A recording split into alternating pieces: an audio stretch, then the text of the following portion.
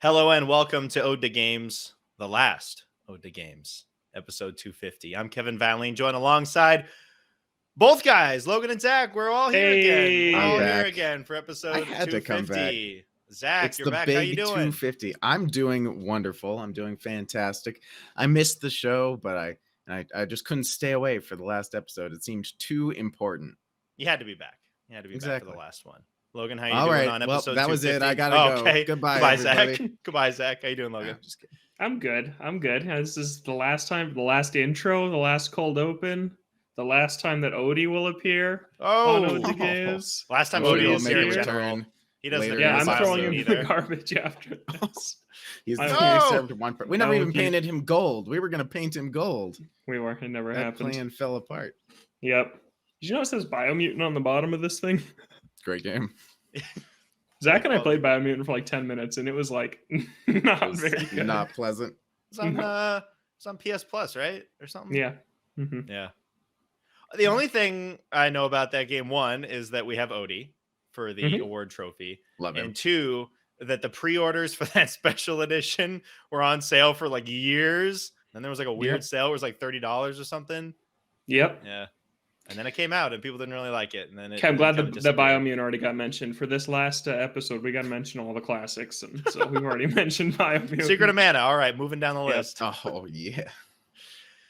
So, Zach, it has been a while, and you were always the one that came to the show with a gazillion games that you had beaten within the last week. So we Yep. don't need to hear everything that you've done. Well, I think we'd yes. be here all day. It'd be longer than the top 100 video game characters, and that was a long that was one. a That was a long great one. episode. So, Zach, if you want to go through some greatest hits yes, of what you've been up to these last couple of months. I did take the list of games I've beaten since I left the show. I trimmed some of the fat, cut down some of the ones that didn't need talking about, some of the replays, some of the lesser known games, and I picked out some of my favorites, some that I just wanted to highlight really quick and just give people a sense of what I've beaten over the past however many months it's been.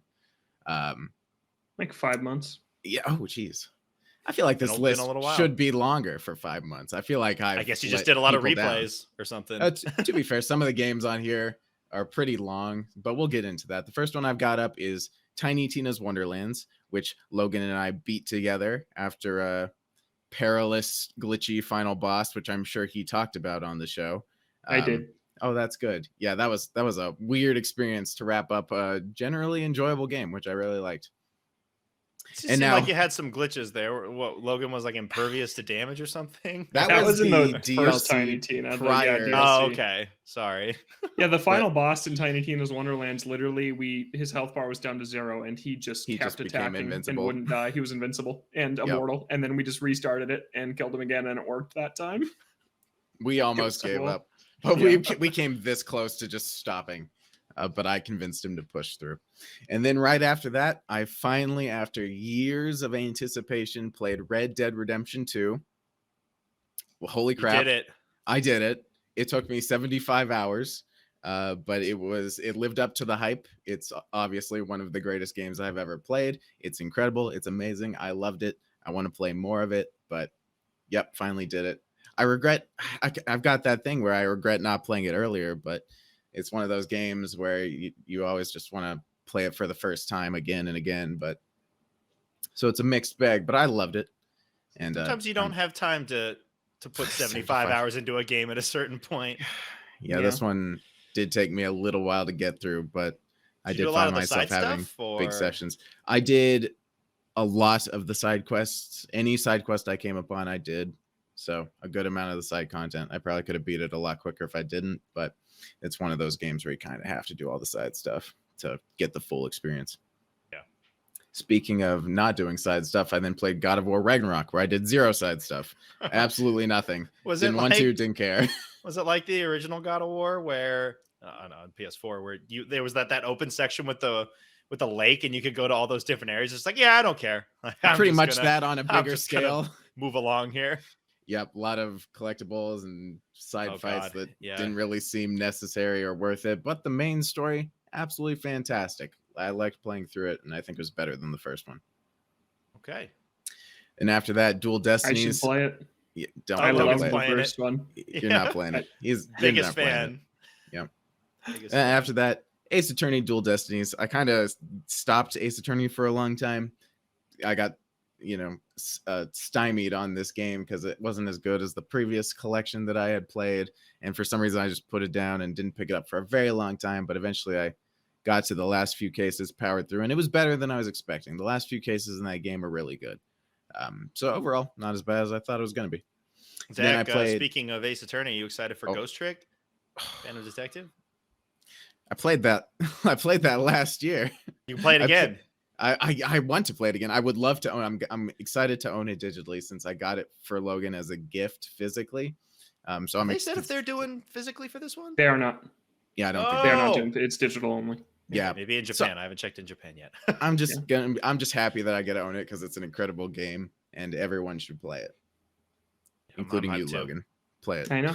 You've had on it. DS. Absolutely.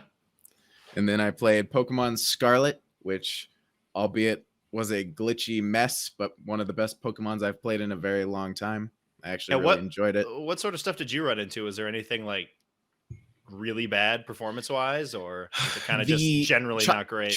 Generally choppy frame rate the entire time. No game-breaking glitches, which was good. A few graphical things, but overall, I saw a lot of worse stuff on the internet than compared to a lot out there. Yeah, absolutely. So that was good. I'm trying to think. Yeah, I don't think there was anything crazy that I ran into, which is good overall. And then I played Live Alive. Well, I beat Live Alive. I started Live Alive in the summer, put it down like halfway through. Then I picked it back up, and which was unfortunate because the ending was the worst part because it really drags at the end there in that last slog. level. Yeah. Yeah. I felt some pretty hardcore drag, but the individual stories of all the different characters were a lot of fun and varied and unique, and I liked them a lot. And the game was very beautiful. So overall, I'd say it was worth the slog at the end to get through it. Yeah. Although I got the bad ending, so I just had to look up the good ending. I think I just looked it up beforehand. I'm like, no way am I going to be doing this again. Yeah. So yep. I just wanted to get the best ending. Absolutely. Yeah. And then arguably the biggest disappointment of my life, Sports Story. No. You're the only one of us that's beaten it. It wasn't easy, trust me. And I'm not sure if I got the full experience because I don't know. Final Sports Story chat here. There was so many glitches and so many times I had to restart it or just like figure out a way past some. There were so many situations like, am I stuck or is it a glitch? Am I just not figuring out what to do, or am I just not able to progress? And that was a very crappy feeling. And a lot of the sections weren't good, and the golf in itself and all of the sports are just way weaker than Golf Story. So in every way, it's just a really weak game and a sad experience. And and then I just beat it for no reason. Why did I beat it? Why did I give it? Why did you beat it? I don't know. I got to the fishing section. I felt like that area was the one where I could really feel the choppiness of the performance. And I was just like, you know what? I'm going to put this down. They say they're going to be pushing out some updates. I'll wait until then. And I have not gone back. Yeah. I haven't even thought about touching it. I don't know. There's been a couple updates. Yeah, there's been 2 so far, and they're still working on more. And the last update was the one that like made the weird changes to the secret room where like you weren't supposed to be able to find it now, but you still could. But the text there changed. Yeah, they changed the dialogue, so it's like it's like things are still possible to someone got fired. Access it. Yeah. Yeah, it's weird because like so I got my mom Golf Story as a gift a few years ago, and she loved it. She loved playing Golf Story, and so then she picked up Sports Story.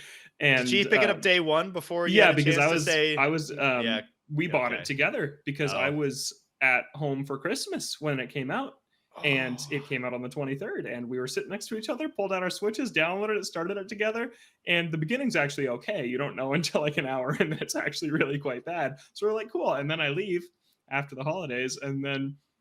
Yeah, my mom's texting me, and I'm like, I actually abandoned the game, so I don't know what's going on. And so she's like, can you ask Zach what to do? And like the things she was asking, Zach had like no clue what she was even talking about. Like it's like talking about a lumberjack in the tennis area. I had no recollection of that ever happening. Yeah, but apparently my mom completed the tennis thing, and it's just over. It's like, if you want to complete this, go fight the lumberjack on the court. And then she like finally found this like Reddit page where people are like, yeah, there's no match against this lumberjack. Wait, what?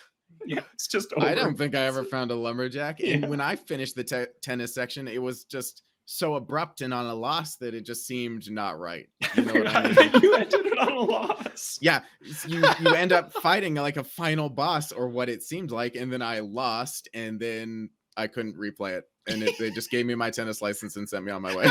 So I think that my mom won that game, and then just they continued were like, on to fight a lumberjack. and then it was like, go fight the lumberjack, but there is no lumberjack. So you just did see everything. Okay. So if you don't beat it, if you don't win that fight, you just don't see any of that, and you won't be able to go back and do it again. But at least least the same at that thing point, you get the tennis tag, license, right? With the what? With not the tag, but like running around in the mall. Oh, and you yeah. I lost. I lost that, and I did not get to redo it. I also lost that. Yep. It's one of those things where it's like, was that how it was supposed to be, or was I supposed to be able to challenge it again? That was one of the first instances where I was unsure if that was a glitch or not. So, yeah. But you get the license, and then what? You get the license, which you need to actually beat the game, which I didn't know about until I actually got to the end of the game. So, at least I got that. You needed to know tennis. You needed to be a card-carrying tennis member. Which is weird, because I don't even know if you play tennis in the last section, but whatever, you need it. Yeah, I remember there was a point in kind of the first major area where I messaged you, and I'm like, I have no idea what I'm doing. Everybody's gone. Like, where do I go? And then I looked at, it was so early on that there wasn't really any walkthroughs, and there was somebody who was playing through it and posting it on YouTube, and I had just missed this tiny path up at the top of the map that connects back down to where the next cutscene is, and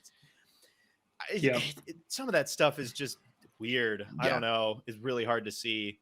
Did you figure out the soccer ball or the pine cone kicking into the goal, where the goal is a wall that isn't actually a goal? But that's where it's like semi-shaped like a goal. Yeah, and you have to kick it off the wall. So it's just like you're just playing wall ball with yourself, kicking the same pine cone 5 times. The fact that I even beat this game is astonishing to me, because I wasn't able to look anything up. I just had to pray that nothing would break and that I would be able to figure out all of these stupid little things like hidden paths. And the amount of hidden paths in the tennis area was disgusting, by the way.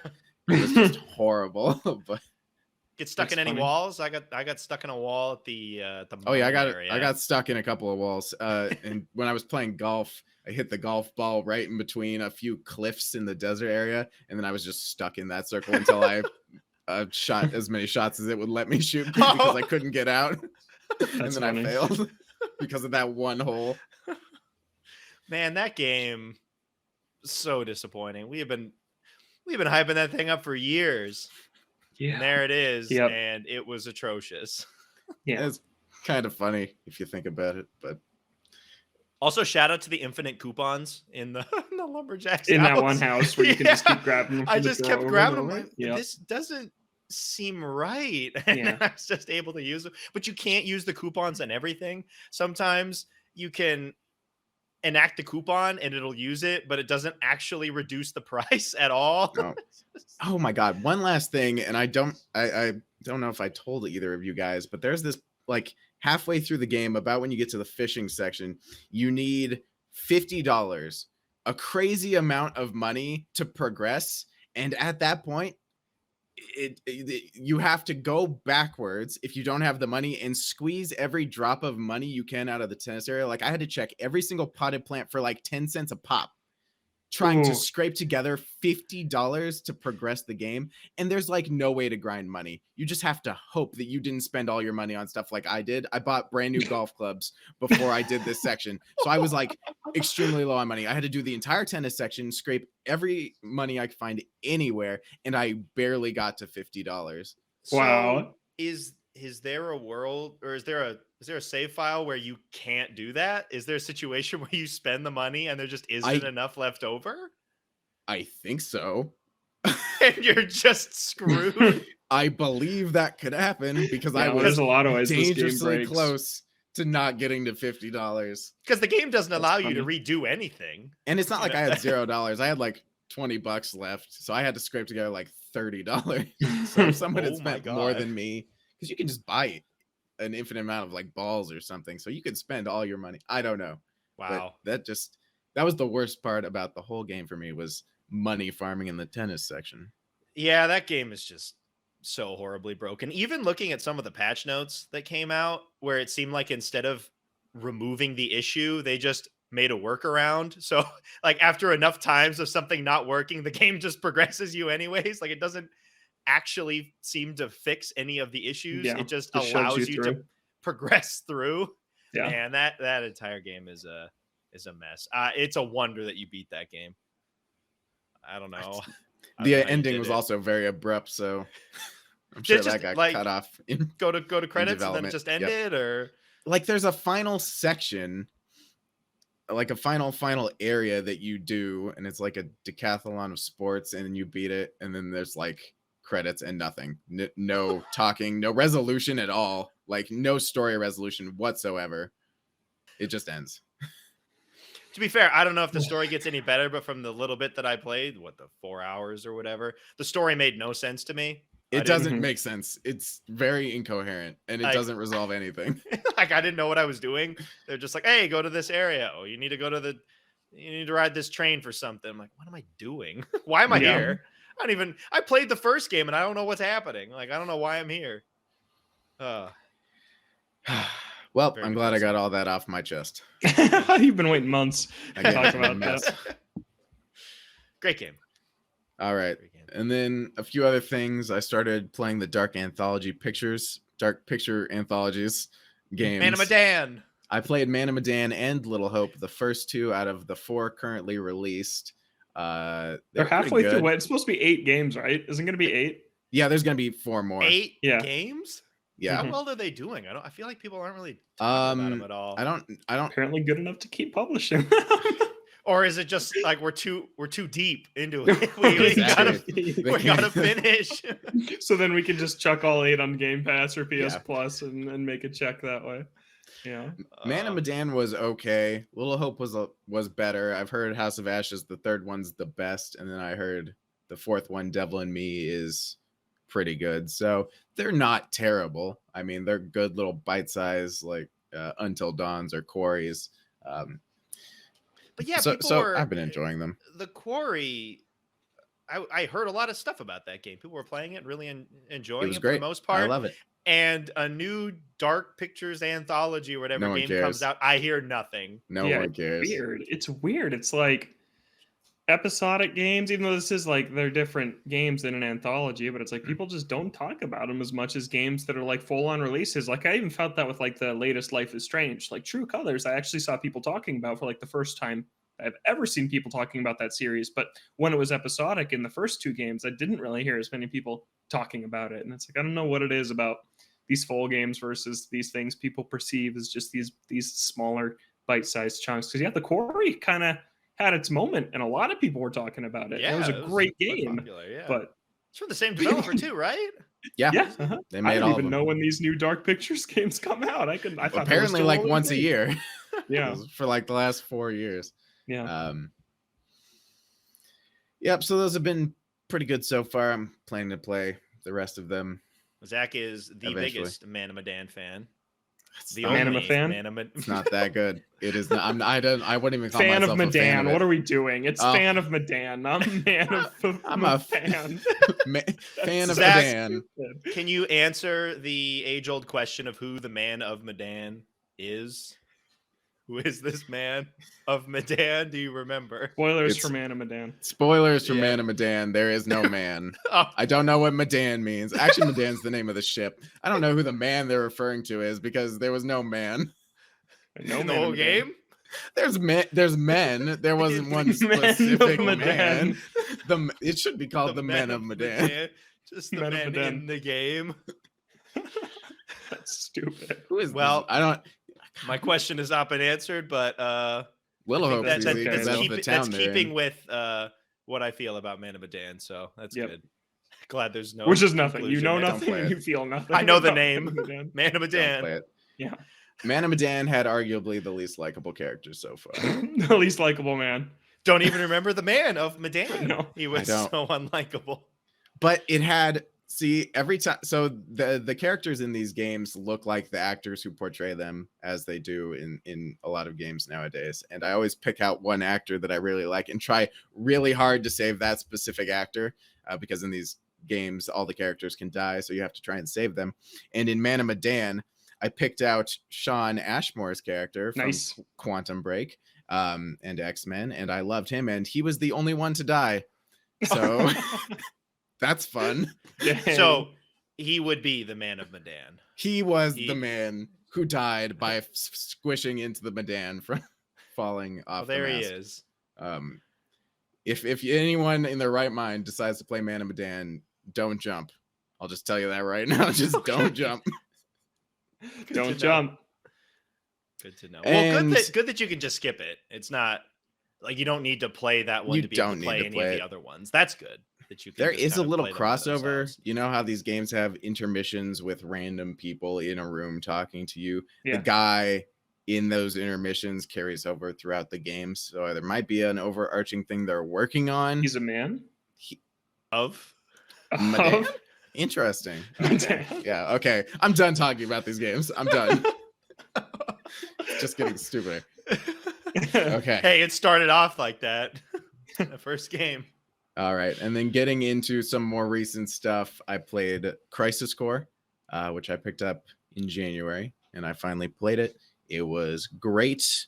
I'm still on that Final Fantasy VII content train. I replayed 7 Remake and Intermission, and now Crisis Core. Now I just got to wait for Rebirth. Is that what it's called? This winter? Hopefully. We've heard nothing about it. It's true. It's scary. Hopefully it comes out soonish, or else I'll have to do another round of replays in a year. Yeah. Rewatch. I gotta refresh every 6 months. Yep. But I really enjoyed Crisis Core because the main character's name is Zach, so it sounded like they were all talking to me in the dialogue, which I always enjoy. It's fun. And then the last thing on my list I wanted to mention is Logan and I just beat Age of Calamity, which is Hyrule Warriors 2 Age of Calamity. First Warriors game I've really sunk time into and actually really enjoyed it. There was a ton of different characters to choose from. They all felt very unique. The gameplay, while extremely choppy in its frame rate, was fun. And the story was great, and the cutscenes were incredible, and I liked it a lot. So thank you for making me play it, Logan. Yeah, man. And Red Dead, I bought you that game like 4 years ago. Finally played it. You're like, I wish I'd played it earlier. You made me play Ace Attorney, and we played Wonderlands together, and you made me play Sports Story. I did not make you play Sports Story. Zach's own decision. No one but you forced yourself to play through the entirety of that game. I wouldn't have played it if Logan didn't force me to play Golf Story. Wow. Age of Calamity was so good on replay. How long to beat on that game is like 25 hours, and Zach and I beat it in 12, and I don't know how we did it. I think just having 2 people multiplayer just made it a lot easier. Yeah, especially since we could divide and conquer in these missions. Okay, like I would take one waypoint, he would take the other, and we would just do it separately. Because I don't think it got harder in multiplayer. I think it was the same. There's no scaling. I mean, that would cut it like basically in half. Yep. Which it did. People. Yeah. Which inspired me to start a Breath of the Wild replay. We'll see if I see it through, but I haven't ever replayed that game. I've just always revisited my original file and done more stuff in it, but I've pretty much exhausted everything. I've done almost every side quest. The ones I have left I don't want to do. I've done almost every shrine. I've done like 110 out of 120, and it's just kind of become a checklist at this point. So I just decided to start fresh. I didn't delete my file. I made like a new Switch profile to do this. I just got off the Great Plateau, the tutorial area, and I'm having a lot of fun. We'll see if I stick through it. I'm kind of torn on if I want to do a full replay before Tears of the Kingdom in 3 months when I have all this other stuff to play also. But it was fun to just go around the Great Plateau, because really my favorite part of that game was the beginning stages where you're a weakling and everything is scary and everything kills you. I think that, and you don't know the world at all yet. I think that's the more interesting part of the game than later on when you're just chopping up guardians left and right. I think that kind of that earlier sense of discovery when you actually have to like work to do things, like you don't have Rivali's Gale yet, you don't have 3 stamina wheels, you don't have infinite stamina in your inventory to heal when you're climbing stuff, like kind of when it's really you versus the environment is when that game's super fun. So yeah, that's been cool. Nice. Yeah, I'm surprised you're going back for a replay when you got so much else to play. I know. We'll see. I kind of just wanted to do the beginning. After I got off the Great Plateau, I was like, I think that was my fill of this replay. Done. So yeah, I also played Ocarina of Time again in one sitting, like I do every year. I did that too. So, and Zach and So I much playing Zelda. Triforce Heroes. So much Zelda in my so life much right Zelda. now. Yeah, I can't wait. All right. There's Zach's recap. That wasn't even all of them. Oh, yeah. I played a lot more games. I know. I played Pajama Sam last night. Cool. You guys know Pajama Sam? The original? What? You don't know the Pajama first Sam? one. So it's What? like I've told love Logan Pajama about this. Sam. He Yeah, it's just like doesn't Pajama absorb Sam, it Putt because it's a Putt, very foreign Freddy concept. Fish. Yeah, it's a Humongous Entertainment had the collection of Oh yeah, 4 you different told me about characters. this, yeah. Freddy Fish, Putt Putt, Spy Fox, and Pajama Sam. Spy I only ever Fox. played Pajama Sam and Spy Fox growing up, and they're on Steam. So I bought all of the Pajama Sams, and for some reason I just had my computer on and I played all of No Need to Hide When It's Dark Outside in like an hour. I don't think I ever beat those games. I played mostly Putt I don't Putt. remember. Putt Putt was Yeah. my big one. Putt Putt was really good. I remember with Pajama Sam 2, because it's about weather, there is a room that I couldn't get through because Pajama Sam walks in and it's hailing and he's like, oh, I can't get through here. And then he leaves. I never got past that point. Hard as Just it walk is. through the hail, Pajamas. Yeah, Sam. come on. Like, you got a cape. Like, put the cape up. I don't know. Come on. That's Yeah, funny. dumb kid. I could not get past that. Great. Maybe I It's beat a the great third series. one, though. Yeah. Third one was on PS1, so I played that one What? on PS1. Really? The Yeah, one with that the was delegates? the only one. That was One yeah, with the food. You are the what food you groups? eat from your head to Yeah, your feet. yeah. I want that for some reason that was the only one that come to PlayStation. I didn't and know that. think I didn't know. No any Need of to those Hide came When It's Dark console. Outside came to Wii in 2008. How weird is I that? had no idea. That's really about any weird. of these. I just well, saw that that makes they're on sense though for Switch. point and click. Like, Yeah. that works. What'd you say? Oh, yeah, Logan? They're on yeah, Switch too. They did come to Switch. Oh, Yeah, they I just think I came to Switch. remember I do hearing remember about that. Yeah. Great franchise. It held Great up. franchise. It Hey, held they up were when I played Putt it. was I great. enjoyed it. Yeah. Are they like educational or are No. Well, they're like kind of. problem solving. Well, it's like like- critical Okay. thinking training. Well, and they try they? Are and they teach like you stuff for like young kids? Like younger. Oh yeah.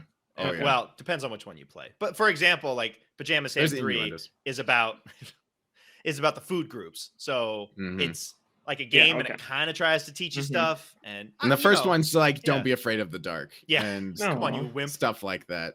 mhm. Uh, Cool. The other one's teaching you about weather. Don't go outside when it's hailing. You'll die. Yeah, You apparently can't you survive in there. Are you Clear- terrified clear of the hail to this message. day, Kevin? Yep. What? Are you terrified of the hail to this Can't day? go outside. Yeah. Yeah. PTSD from the hail room in Pajama Sam 2. I should go back and play those again. Do it. To They're wait on for Steam for and a Steam Switch. sale. And Yeah. Switch. Yeah. Play them on Switch. That is Zach's recap that he's back for episode 250. For another recap, we're going to be going through the rumor roundups Oh yeah. for Sonic Frontiers that we did heading up to that game's launch. See how many were correct. And according to Logan, a lot of them are. I'd be of surprised if them it are. wasn't all of them. Yeah. So I want to actually start. Yeah, I went through every rumor roundup, which started on episode 190, and then I wrote them down, and I'm going to hear and tell you if they're true or not. But first, 190. I want to go back to before we started the rumor roundup Before because we there is branded it. Yeah, there's a leak from April, or sorry, where is this one? August 2020 that says open world set on a gloomy, grassy, uninhabited island dotted with ruins, little Korok-like puzzles scattered everywhere, robot alien bosses scattered throughout the island. Defeat them and you get a Chaos Emerald. Get all Chaos Emeralds, you gain entrance to the final boss area. A foggy forest you couldn't enter before major characters appeared from the side story. Turn into Super Sonic to fight the boss in each area. He's a giant Colossus-like entity that you climb, hit his weak points, and Infinite's theme plays during this. That's all true. That is all Every true. single one. And it was 2 years before the game came That's out. awesome. wow. Yep. It's leaked that? pretty crazy. What was that from? It was from people who like play tested it, claiming they play tested it, and they sure did. Yeah. They did play test it. They had that much of the game ready 2 years before it came out, and they just couldn't get it out earlier. I guess so. Yeah. I'm sure it was a little bit rougher around the edges. You don't know that. Yeah, there was a boost, no spin dash. The world was realistic, not stylized like Green Hill.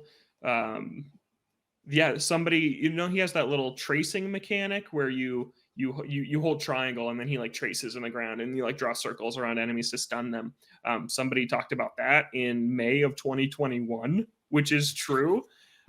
Yeah, bosses sprinkle through the world to beat puzzles to get orbs. This is from May 2021. Spin cycle, hold Y to run in a circle around enemies to attack, then battle.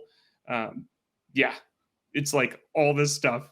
Wow, was true. Every leak is in fact extremely accurate when it comes to Sonic Frontiers. It seems only Sonic Frontiers. But let's get to the leaks. The rumor roundup from our official segment, Rumor Roundup, which started on episode 190. Sega trademarks Sonic Frontiers in Japan. Yep. Okay. Yeah. That's a pretty good rumor. Very accurate rumor. That was the title. Earlier leaked titles were Sonic Rangers. That was not the title of this game, but yeah, Sonic Frontiers. That would have been even weirder. Like Pokemon Ranger with the tracing mechanic. Yeah. That would have been really weird. Yeah. Then episode 196 is when we decided to start doing it basically weekly. We missed a few here and there for bigger shows. But episode 196, Amy is dead. It is inspired by Shadow of the Colossus. Only a few main characters are returning. No Knuckles, 2 humans. This one turned out to be really half right, half wrong, because Knuckles is in this game. Mm-hmm. Oh, Amy's not dead, but I could see why you would think she is. Like, she is, like, kind of trapped in another dimension, and she's like a ghost. But she's not dead. She's a ghost. And the Shadow of the Colossus vibes are fair. Those are definitely fair, too. The 2 humans thing is not true. I don't know what that is, but yeah. There's one story beat where maybe at one point it was 2 humans, and then they changed it to something else. But yeah, so that one really was kind of hit or miss. It's not as dang accurate as those ones from before this one were. You think maybe they took some of those, the thing, and then put their own stuff on it to try and get it partly right? I don't know. Yeah. Sometimes. Yeah. Just to try and make it look more credible. A lot of these are not rumors. They're just confirmed news about this game. Like episode 198, Sonic Frontiers originally was set to launch in 2021. Thank God it didn't. It would have been a much worse game if it had, because it was already pretty broken in a lot of parts. But yep, so we talked about that on episode 198. Episode 199, the Sonic account tweeted what languages would be supported in Sonic. So we talked about that. Scraping under the barrel on that one. Yeah. In episode 201, we talked about how the Sonic community was up in arms over his quill length. Quill length. I remember that. Which people were debating if it was going to be Force's quill length or Unleashed quill length. It ended up being Force's quill length. It was the same Sonic model as Sonic Forces. He looked exactly the same. Logan, did you appreciate the Sonic Forces quill length? I did not. I don't give a rat about the Hedgehog's quill length. I really don't. It does not matter to me.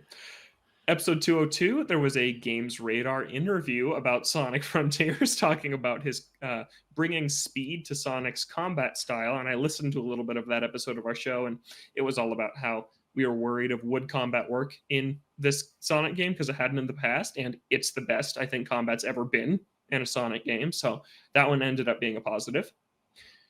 Episode 204, Knuckles gets his own TV show on Paramount Plus. Nothing to do with Sonic Frontiers. Okay, cool.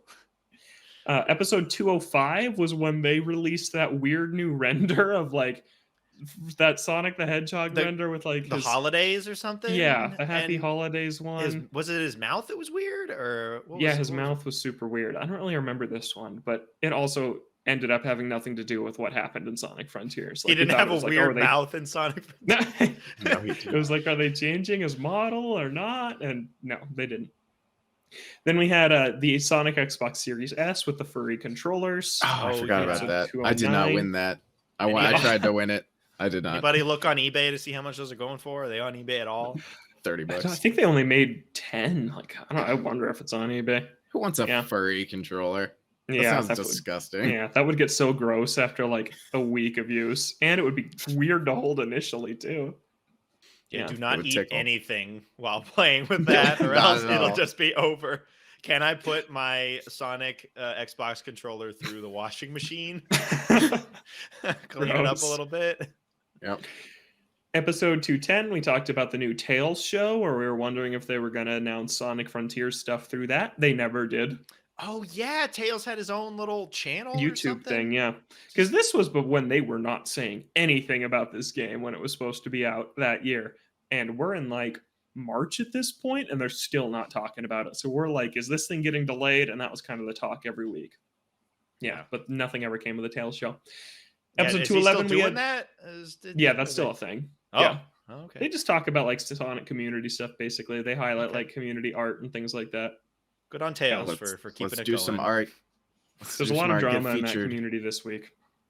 Excuse me. We'll talk about it here. In the oh, it's a bad controversy. Wow. Yeah. It's really nice to just operate on in another universe compared to that. Like I have no concept of any of that stuff. Any of this drama around Tails' channel? What? Oh, it has nothing to do with Tails' channel. There's just drama in the Sonic community this week. So if you're interested, go look it up because it's quill length related. Yeah, back in the news. To it. All right.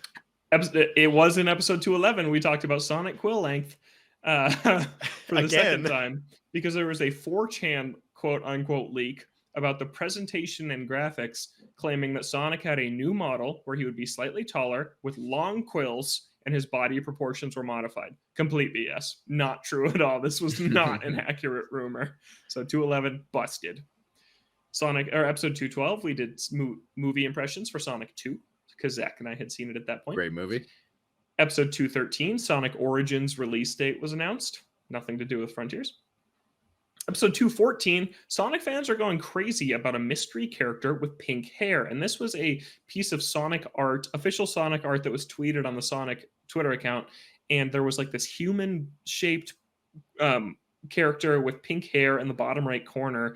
And like Ian Flynn, who wrote Sonic Frontiers, like quote tweeted it with like that eye emoji, like looking sideways or whatever. I don't know what that is. We still don't know because it had nothing to do with Sonic Frontiers. Oh, weird. Yeah, okay. So, that's still a mystery. A future tease, I guess. The DLC, the story content? I don't know. That'd be weird. Wouldn't be really weird. Much sense. Yeah.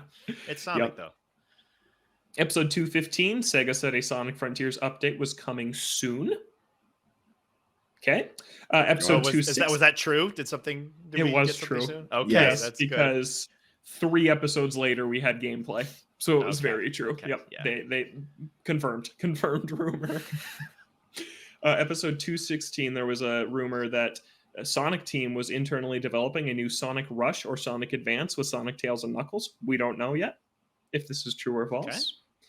Episode 217, I don't remember the exact, I just wrote down some numbers here. I don't remember the exact rumor. I think it was something like Sega really cares about Sonic Frontiers Metacritic score and they want it to be over 90. And then I think that we predicted what it would be. So I'm going to look it up right now. I think we like OpenCritic more these days than Metacritic. So I'm going to check its OpenCritic score. What is and we're going to see how we did. It's Metacritic, but specifically for games. And it has some extra little grading features. And it's just better. They use more outlets. Metacritic uses weird outlets for its aggregate. And there's a lot of outlets that are left out. And so OpenCritic just has a better kind of pool of review outlets. But the OpenCritic score is 71. That's too low. I'm sorry. People just scored it that low because they hate Sonic. Like there's some like 2 out of 5s and like 4 out of 10s really dragging that down. But I guessed it would be an 81. Zach guessed it would be a 77. And Kevin, you were the closest. You guessed it'd be 75. Okay. So that's not that far off. Yeah. We all had higher descending hopes. order on that. Yeah. Let's see what the Metacritic is. Just come on, 77. Just to see. It's also 71. It's the same over there. User score 8.2, which is what I guess. I think that checks out. Yeah. Mm-hmm. Yeah. Yeah. I haven't played it. I mean, going back to that rumor of them being very concerned about the Metacritic score, I mean, that checks out considering that they were delisting certain games based on their Metacritic scores. If they were low enough, they felt like it was dragging down the Sonic brand. Not the fact that they were just releasing dookie games dragging down the Sonic brand. I hope they don't care use a fair amount 71 about as a that. loss, because like you look at the user score of 8.1, like that's a very good score, and people do like this game. What is the even a user few months score later, for some of the other ones? Sonic in the pretty Secret low. Rings. Yeah, pretty low, not this 2. high. All right, then we hit June in episode 218, where we had that 2 months straight of Sonic coverage, first at IGN, then at Game Informer. So we had our first Sonic Frontiers gameplay, which was that just bizarre video that Sega cut. Yeah, which now I can tell you that is like the first 5 minutes of the game. Like before you have any of the cool powers, before you fight any of the cool bosses, like it is the puzzle where it's like you turn the one statue to match the other two. That is the first thing you do in Sonic Frontiers, basically. So that was the most bizarre gameplay chunk to choose. Yeah, it was weird. Yep, then after that was just another Sonic Frontiers preview. Episode 220 was saying that Sega's not going to delay it based on fan reaction, and they didn't. They stuck to their guns. They just needed to show something good and not that specific part. Episode 221 was that there were going to be 2 different play styles, action style and high speed style. This did end up being true, and how it actually ended up working was it was a preset that you picked when you launched the game, action or high speed. High speed was for Sonic vets and action was for beginners. But then basically it just determined the placement of these 10 slider options, which you could go in and tweak individually, like Sonic's turn radius, his max speed, things like that. And action and high speed just picked the preset default. So that was real, and that was a cool inclusion to have high speed. Did you mess with that and make it really gnarly? Like I make did it really fast, but have horrible turning or something? I did do that, Oh my and God. it felt like Sonic Forces. Burn. Oh, oof. Yeah, but you could mess with it. But yeah, the defaults were both pretty good options, so that did end up being a thing. Episode 223, there was a Sonic Frontiers Q&A where we learned cyberspace levels are about 2 minutes each. There's challenges for each level that encourage replayability. Chemical Plant Zone is in the game, and Wisps are not in the game. This was a Q&A, so these were obviously all true at the time. But yeah, these all ended up that I was skeptical on if the challenges for each level would draw me back in, but they did. I completed every challenge in every cyberspace level, and it's how I got to like 45 hours in that game, because it takes like 15 to 20 to beat. So yeah, they were worth replaying for that, and they were much better than the Forces levels. I was worried at the 2 minutes length they were going to be the same, but they were a lot better. No null space. No null space. Episode 224 was a Game Informer interview with the director, who said that boost gameplay will no longer satisfy Sonic fans, and he was basing that off the performance of Sonic Frontiers or Sonic Forces. And we had a discussion about that, and we were like, no, it's just because your levels were bad in that game. So, not a rumor. Episode 225, Sonic Frontiers, will take the narrative to new heights with great improvement to character emotions and dialogue. And the writer said he wanted to advance the characters' personal stories. This is subjective. Yeah, Logan, how do you feel on this? This isn't a yes or no kind of thing.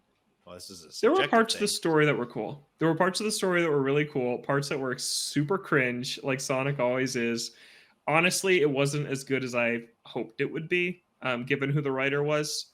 But they did actually advance the characters' personal stories a little bit. Like they actually had some arcs, like Tails specifically kind of actually has an arc in this game, which is interesting. And actually Knuckles and Sonic's friendship has some nice screen time too. So it was good. It was better than the last few have been, for sure. So yeah, New Heights is like, I guess, but it wasn't that tall to begin with. Yeah. So sure. Yeah, what was the first major height? Yeah, oh gosh, I don't even know. I don't know. What would you pick for the adventure games? Probably, I guess. Yeah, story's never a strong suit, let's be real. Yeah, Secret Rings. 226, yeah, when they like drop a million tissues at the end of the game. That's so beautiful. I cried. I felt that. Yeah. You needed a tissue yourself. Thanks for turning on me or whatever. Here's all these tissues. Yep. Yeah, you're gonna lose. Okay. 226, Sonic Frontiers rated in South Korea, which tells us that it was coming soon. And then it was. 227, Sonic Frontiers will be at opening night live. And then it was. Episode 228, Sega claims that Sonic Frontiers won't be delayed again. And then it was not delayed again. And then episode 229, Sonic Frontiers gets a release date. And then we stopped Rumor Roundup because I was done. I didn't want to hear any more about the game. That was it. So that's pretty good. That was a lot of confirmed rumors in there. Mostly a lot of news, but also a lot of confirmed interviews. Mostly news. Most of the confirmed rumors were from 2020 and 2021. The game director coming out here and just spitting some rumors out. It's like, you're right, rumors. Knuckles is dead in the game. Oh, oops. Oh. Sorry. We cut that at the last second. Yeah. But yeah, I was surprised when I was digging today to see like, all this stuff was out here like 3 years ago. It's pretty crazy. The stuff in that post before we started Rumor Roundup, that stuff's crazy. And I guess I'll leave it at that one of the earliest rumors of this game said that they took some like survey for what upcoming titles you'd be interested in. I don't know if either of you guys remember this one. And it's just like a Sega general survey? Not just Sega. It was like games industry marketing thing. And one of them was a Sonic game that's an open zone adventure that takes place in a setting called the Starfall Islands, which was all true. And this was like 3 years ago. And then another one that they said was Super Mario Odyssey 2. So I don't know what that means. But somebody accurately leaked the setting for Sonic Frontiers, saying they saw it in a gaming survey about upcoming titles you'd be interested in, and then said Odyssey 2 with playable Luigi in the same rumor. And nothing else was in that rumor. It was those two things. Luigi. Yes, okay, please. So this is just a rumor from somebody who's talking about it. We don't actually have any like screenshots of this survey. Mm-mm. Man, they got the name. Yep. And unless that came from an earlier post, I don't know. No, that was before any of it. That was before any of it. Okay. Yeah. This was the first ever leak of Sonic Frontiers. Yeah. Odyssey 2 has Luigi. I went through half a dozen Sonic concepts and 2 or 3 for Mario. The Sonic game is on Switch. Don't know if it's multi-plat or exclusive. And Odyssey 2 will have 20 locations. Holy crap. Okay. That's coming out this year, guys. That's the rumor. I mean, maybe they're just waiting for the next Switch at this point. I don't know. But it also was like they said there was like multiple concepts for each of these things, right? Like they went through multiple Sonic concepts. So maybe it's just a concept they never went forward with. Who knows? Scrapped, because it was like to gauge interest. Yeah. Yeah, they could have scrapped it. Yeah, that's true. Mm-hmm. But at one point they were thinking about it. Yeah. And maybe they still are, and things have just been pushed back, or development took longer. Who knows? Yeah. But that's Rumor Roundup. And also, we talked about Sports Story for a while on this episode. And like looking back and being like, man, we talked about that game so much and it was so bad. I'm so glad I liked Sonic Frontiers as much as I did for how much we talked about it. That would be really depressing if both of those turned out to be garbage. Yeah. But Sonic was real awesome. Yeah. Good Rumor Roundup. Yeah, I do want to try and play it this year. Zach, were you planning to play it at all, or were you just waiting until possibly we could all play it? I want to wait till we can all play it together. I don't think I'd enjoy it nearly as much on my own. Fair. But you never know. Yeah. Just go back and do Sonic Heroes again. Yes, do the pumpkins. I probably wouldn't do as bad alone because the pressure of you guys watching just really drove me over the edge. Yeah. We got to be there. Yeah. That is Rumor Roundup. The last. A lot. I think what we can take away from that is a lot of them were just interviews. A lot of them were just confirmed things. Just keeping up that with we Sonic shoved into Frontiers Rumor news. Roundup. Yep. Yeah. But hey, Dead Amy, kind of real. Kind of real. Kind of half real. Yeah. Before we get into talking about some final memories about the show and wrapping things up, why don't we take a look back at these last 5 years under the guise of your top 5 games of those 5 years? We're not picking one game from every single year from 2018 when this show started to now. You can pick. We were able to pick any games from any of the years, but just your 5 games that came out between when the show started, 2018, early 2018, and now. So we each pick 5 games. Why don't we go through this list? Zach, you're returning. I'll throw it to you for your please. 5th favorite game of the last 5 years.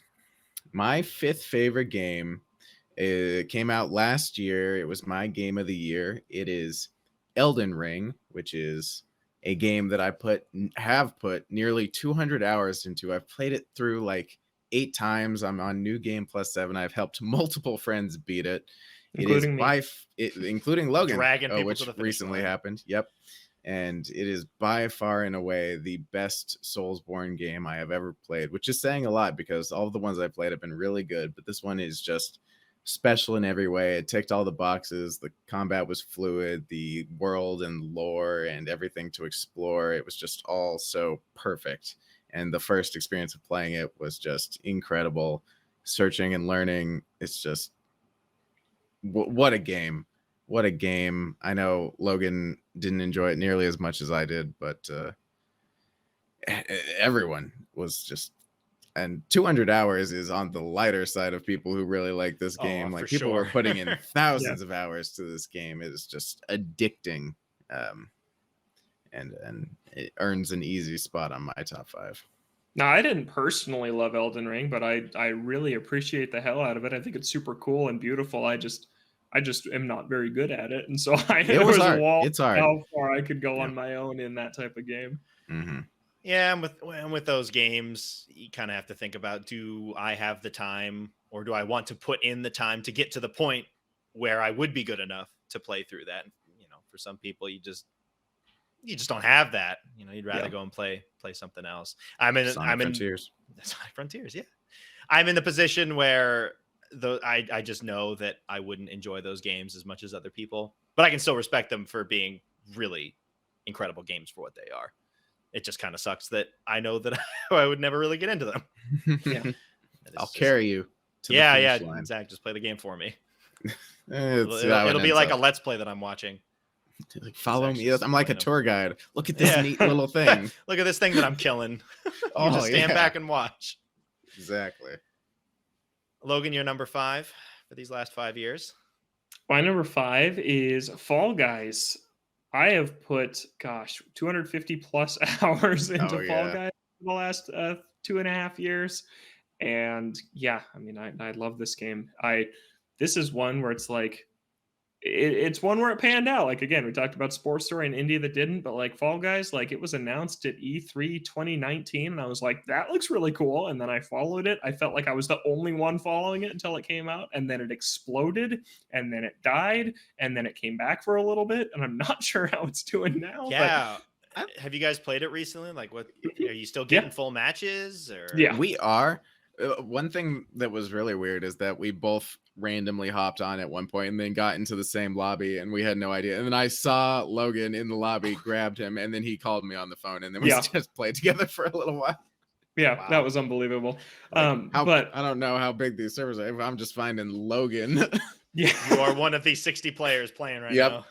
Yeah, and this season has no end in sight, and they aren't having as many crossover promotions as they were in every prior season. So I'm a little worried about it, but I don't know. Epic hasn't been shutting down games left and right like these other companies have, so maybe they'll just let it keep going for a while. But I would be devastated if Fall Guys fell victim to the live service shutdown massacre that's happening right now, because it's just so good. There's so many games in it I love. It just has an awesome combination of like these crazy like Mario Party mini game, like Monkey Ball like games, and the squads just made it even better working with friends to win these shows. And it's just super fun.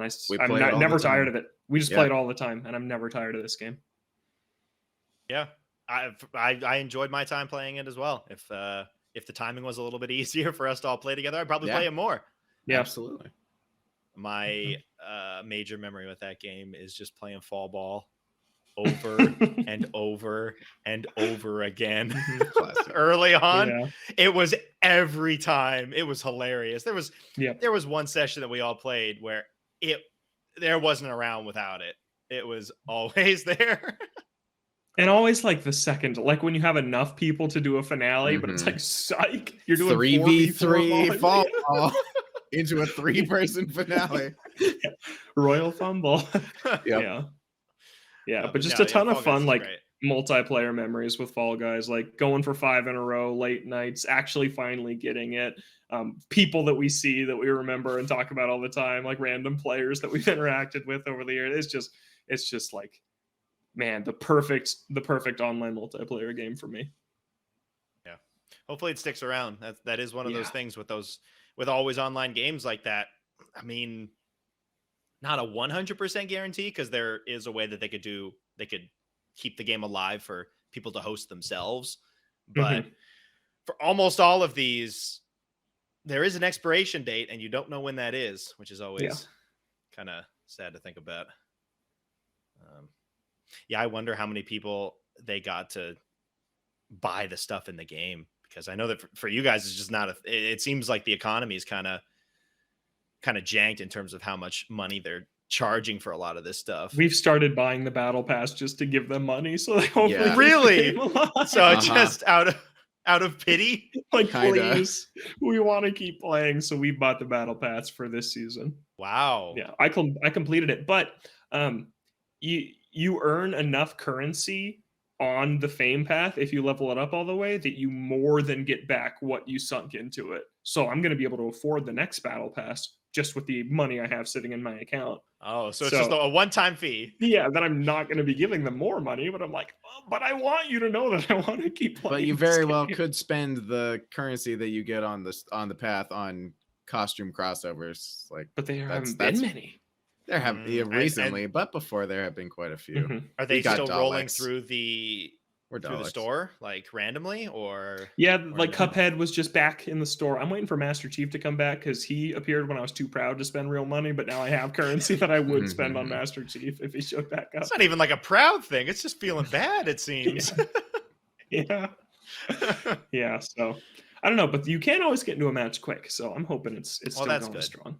Yeah, for that game, you need a lot of people, so kind of hope that the player base is still there somewhat. Yeah. It's all bots. Hey, keep it alive somehow, right? Yep. Yeah. Whatever works. My number 5 is a game from 2019, Bug Fables. I absolutely adore Bug Fables, and in a world post Paper Mario Origami King, I love it even more.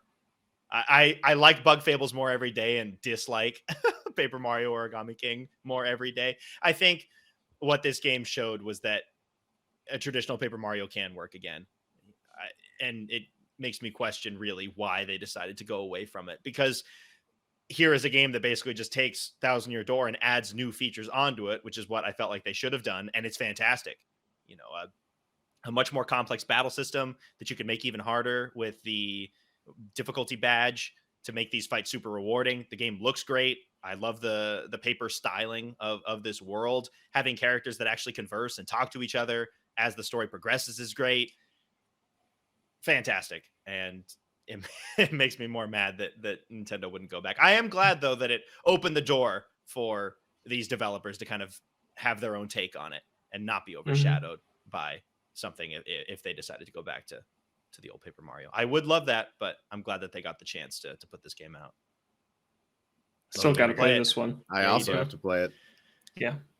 Zach, did you play any of the Paper Mario games at all? Nope, not even a little bit. Play Bug Fables. No. Whether or not you played it, it's great. It's on Game Pass.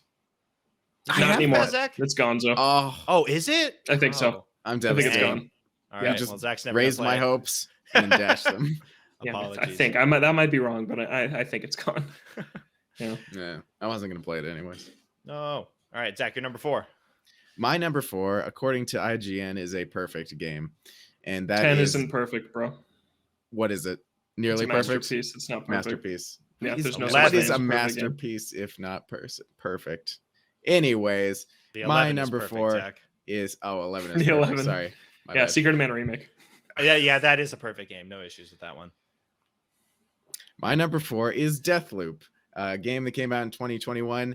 I admit it is a very fantastic game for me personally. I don't know if it's a 10 out of 10 per se for the average fan, but everything about this game kind of just fits for me.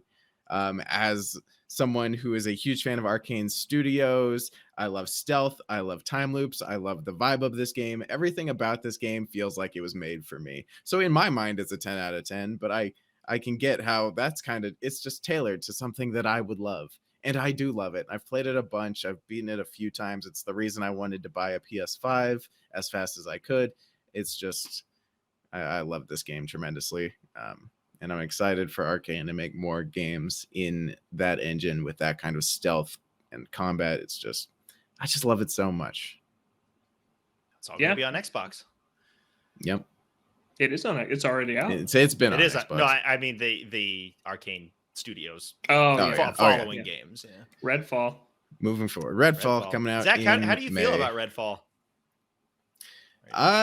Well, it's coming out at a very bad time because Japan and Tears of the Kingdom and all that stuff. Oh, man, so it's probably being pushed to later in the year, but I'm still gonna try it out.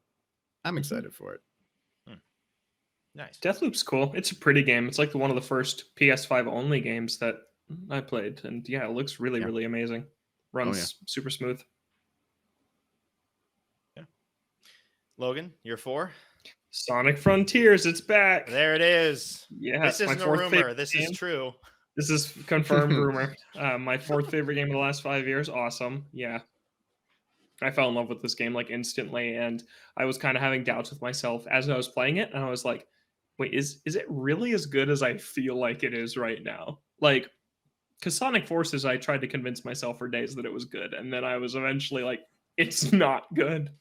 It's just not. And like, I remember like after I played 80% of Sonic Forces and then went to bed the night it came out, and then I was going to bed, I'm like, yeah, that was fun. And then I woke up and I'm like, oh boy, this is a big disappointment. And there was part of me that was worrying in the back of my mind, I'm going to go to bed and wake up one day and be like, oh, it's actually not that good. I was just on the hype of this game. But 4 months later, it is that good. It is so good. It's so much fun. I want to play the whole thing again. I still boot it up occasionally, and I'm still clearing just the entire map because there's so many little collectibles to clear that I haven't done it yet. Yeah, it's a broken mess. Go listen to our review episode of it because there's a lot that's totally broken about it, but it's just so much pure fun, and it just feels so good to control, and the open areas are awesome, and it looks amazing, and it still has one of my probably my favorite Sonic sequence ever is in there, and in the 4th island. That's just super, super cool. Yeah, it's awesome. It's so good. Above all else, the game's got to be fun. Yeah. That's the most important thing. It is one of the most fun games I've ever played in my life, which is crazy. Sonic Frontiers. I would have never guessed it. How did that happen? Yeah. My number 4, this is a game from a couple years ago, The Great Ace Attorney Chronicles. No spoilers. And Logan. Don't spoil it. Have you still not played it? I just beat Dual Destinies. Of course, I haven't still played it. They're not fully connected. You can play it whenever. I played it. It was fine. But I'm saving them for last because they're the best ones. They're the best. They are really good. Specifically, the second one. We talked about this on the show. The first game is good, but it's really mostly used as a companion setup piece for what is the second game, where it all kind of comes together. But yeah, some of the cases in there are absolutely fantastic. I love the world that they've crafted and exploring around some of these, time period pieces. I remember like exploring around the invention fair, basically, and so cool. with the steampunk aesthetic and this old timey machinery and trying to solve this case involving all these weird steampunk technologies. How the story comes together at the end, which of course not going to say anything about. Spoilers. Because that's the whole game is the story. But yeah, it's great from start to finish. And that second game just elevates both of those games. It pulls up the first game as well, and just a fantastic experience. Really enjoyed it. I'm sure Logan will talk about it a little bit more in a bit. It's got to be somewhere on his list. Maybe. I have to think it's somewhere. I doubt it. Yeah. Moving into the top 3, Zach, what do you got? My number 3 is Monster Hunter Rise and Monster Hunter Rise Sunbreak, the expansion. Logan and I have put hundreds of hours into this game since it came out in 2021. It is obviously more Monster Hunter. We love Monster Hunter. We love Monster Hunter with all of our hearts, and we love Rise. Rise has very fluid combat. It has improved on a lot of things in Monster Hunter. Especially in Iceborne, the combat was very grounded and clunky at times, but this is very even hammers and greatswords with those heavier weapons, you can fly through the air and hit the monster, and you get so much freedom of movement, and it's a lot of fun. And all of the stuff they've added, and especially after Sunbreak, there's a ton of monsters, a ton of areas. It's a ton of fun. I'm always willing to put more hours into it. Yeah, just more Monster Hunter. Obviously, I had to make the list. The amount of time you guys put into that thing. World missed the cutoff by like 2 weeks. We started this show like 2 weeks after World. It would be my number one if it didn't miss the cutoff by just less than a month.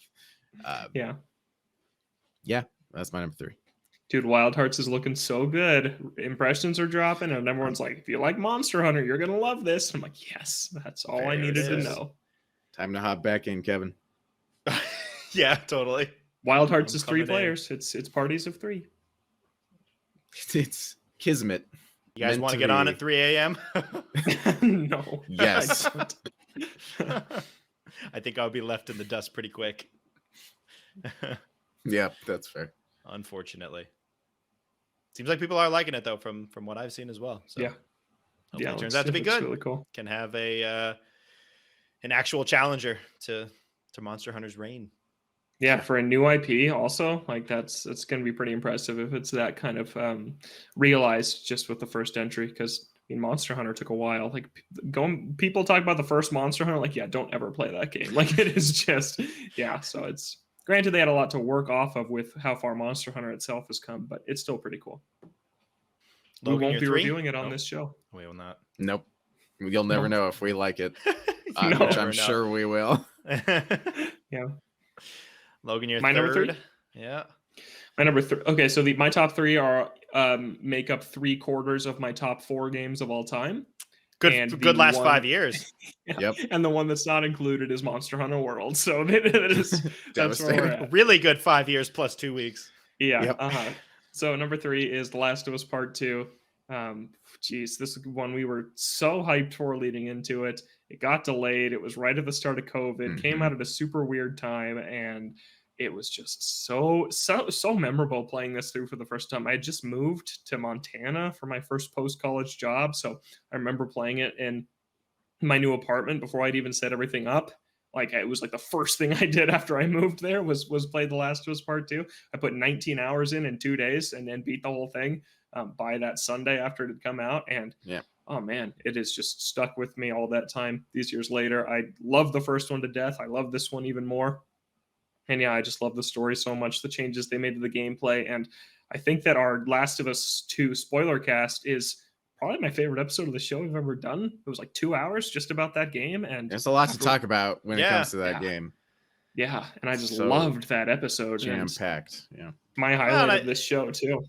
Yeah, I feel like we have relatively different gaming tastes. There's not a ton of games that come out that we're all going to be playing at the exact same time that we could do a spoiler cast on like that. So I feel like it was pretty special that we were able to actually sit down and do a full spoiler cast on that thing. Mm-hmm. But yeah, I can't wait for it to be adapted into the HBO show, which Zach, you haven't talked about. We've been talking about it on the show. You've been liking it, yeah? I've been loving it. Kevin, have you been watching it? I do not have HBO. Yeah, you don't have HBO Max in Japan. It does not. Well, HBO Max as a thing does not exist. It's on a different service. Yeah. Well, that absolutely sucks because it is incredible, and I'm loving every episode. It's like, what, 5 episodes in right now? 5 or 6? Mm-hmm. 5. Yeah, and they're the stuff that they're choosing to pull directly from the game mixed in with the stuff that they're adding and the way that it's flowing is just perfect. I don't know how they're doing it, how they've exceeded everyone's expectations, but it's happening. They've made some weird choices here and there that haven't sat right with me, but they're, few and far between. So I don't know how they'll play into it later in the story, but for now it hasn't been too distracting and just still great. But Kev, you're getting close to that point we talked about where you can get that month-long free trial and then just catch up and then watch them as they come out. That's the plan. Yeah, I'm going to try and time it so that I can just do it all in one fell swoop. Yeah, the show's awesome. But yeah, Last of Us Part 2, amazing game that I think about seriously all the time. I can't wait to see it adapted because I do love the show a lot and I'm excited to see what changes they make, what they keep, and to see it set in Seattle is going to be cool. Seeing a show that's in Seattle, that'll be really cool. Yeah.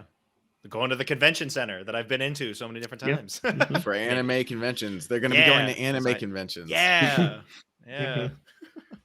Yeah, the one of the first shots in Seattle is in the second half of the game is you're in the Seahawks stadium, and then you leave it, and you can see the Mariners stadium off in the distance. I'm like, no way, is the freaking Mariners stadium going to be in The Last of Us on HBO? That would be so cool if it is. That's all I'm looking forward to. That's it. Absolutely. That's all that matters. Yep. I've seen it. All right, I'm done. Yeah. My number 3, Dragon Quest 11. Absolutely fantastic game. I really want to go back at some point. I own Dragon Quest 11S. It is in America, so I can't play it right now. But I think that actually kind of works in my favor because there's not from what it seems like, there's not a ton of new stuff in there. Mm-hmm. So it'd be mostly just a replay experience. It'd be nice to have that experience to go back to, like a good 5-6 years after I played the game to kind of have do just a complete replay, but with some of the new features that have been added. But yeah, if you're looking for a very traditional JRPG, like we've been talking about Xenoblade 3, fantastic game, but that is a different style. It's a lot more action based. This one is heavily steeped in traditional JRPG combat, and in a world where Final Fantasy has seemingly moved on from that. It's great to have Dragon Quest still there and pumping out games that are fantastic with that old style combat. The world that it crafts is just a very weirdly awesome feeling of coziness. Like I don't know how to describe it, but even when bad stuff's happening, it's just a world that is comfortable to be in. Yeah.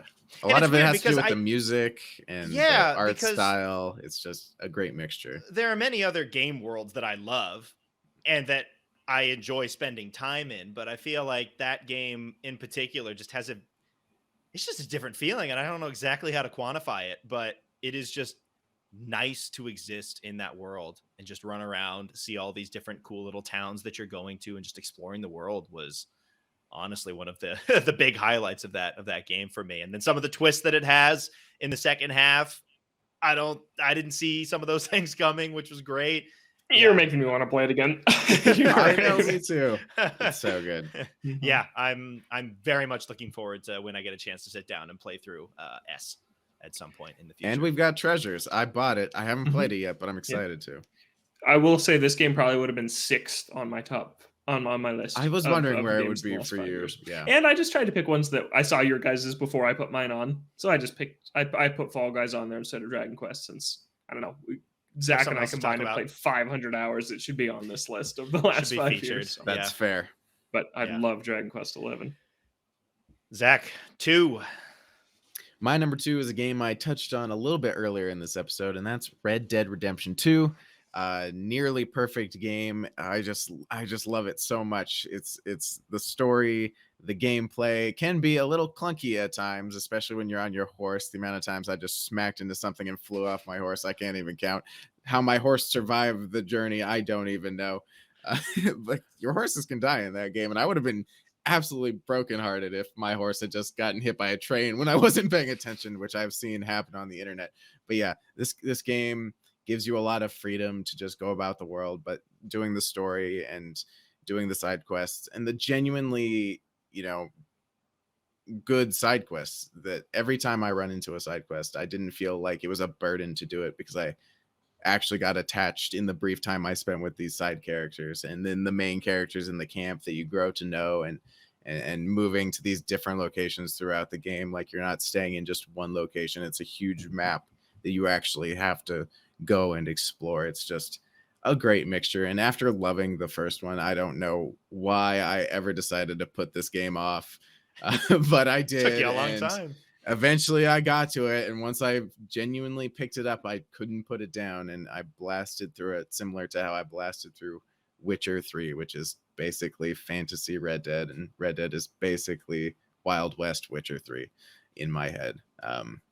Yeah, it's great. It's in my top 10 games of all time now. So I'd be surprised if it didn't make this list. I own it, and I want to play it at some point. Play it right now.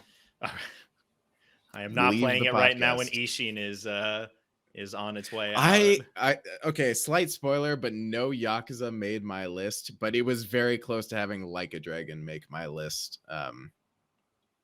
I just want to say that I love the Yakuza series and have spent the last 5 years playing the crap out of it.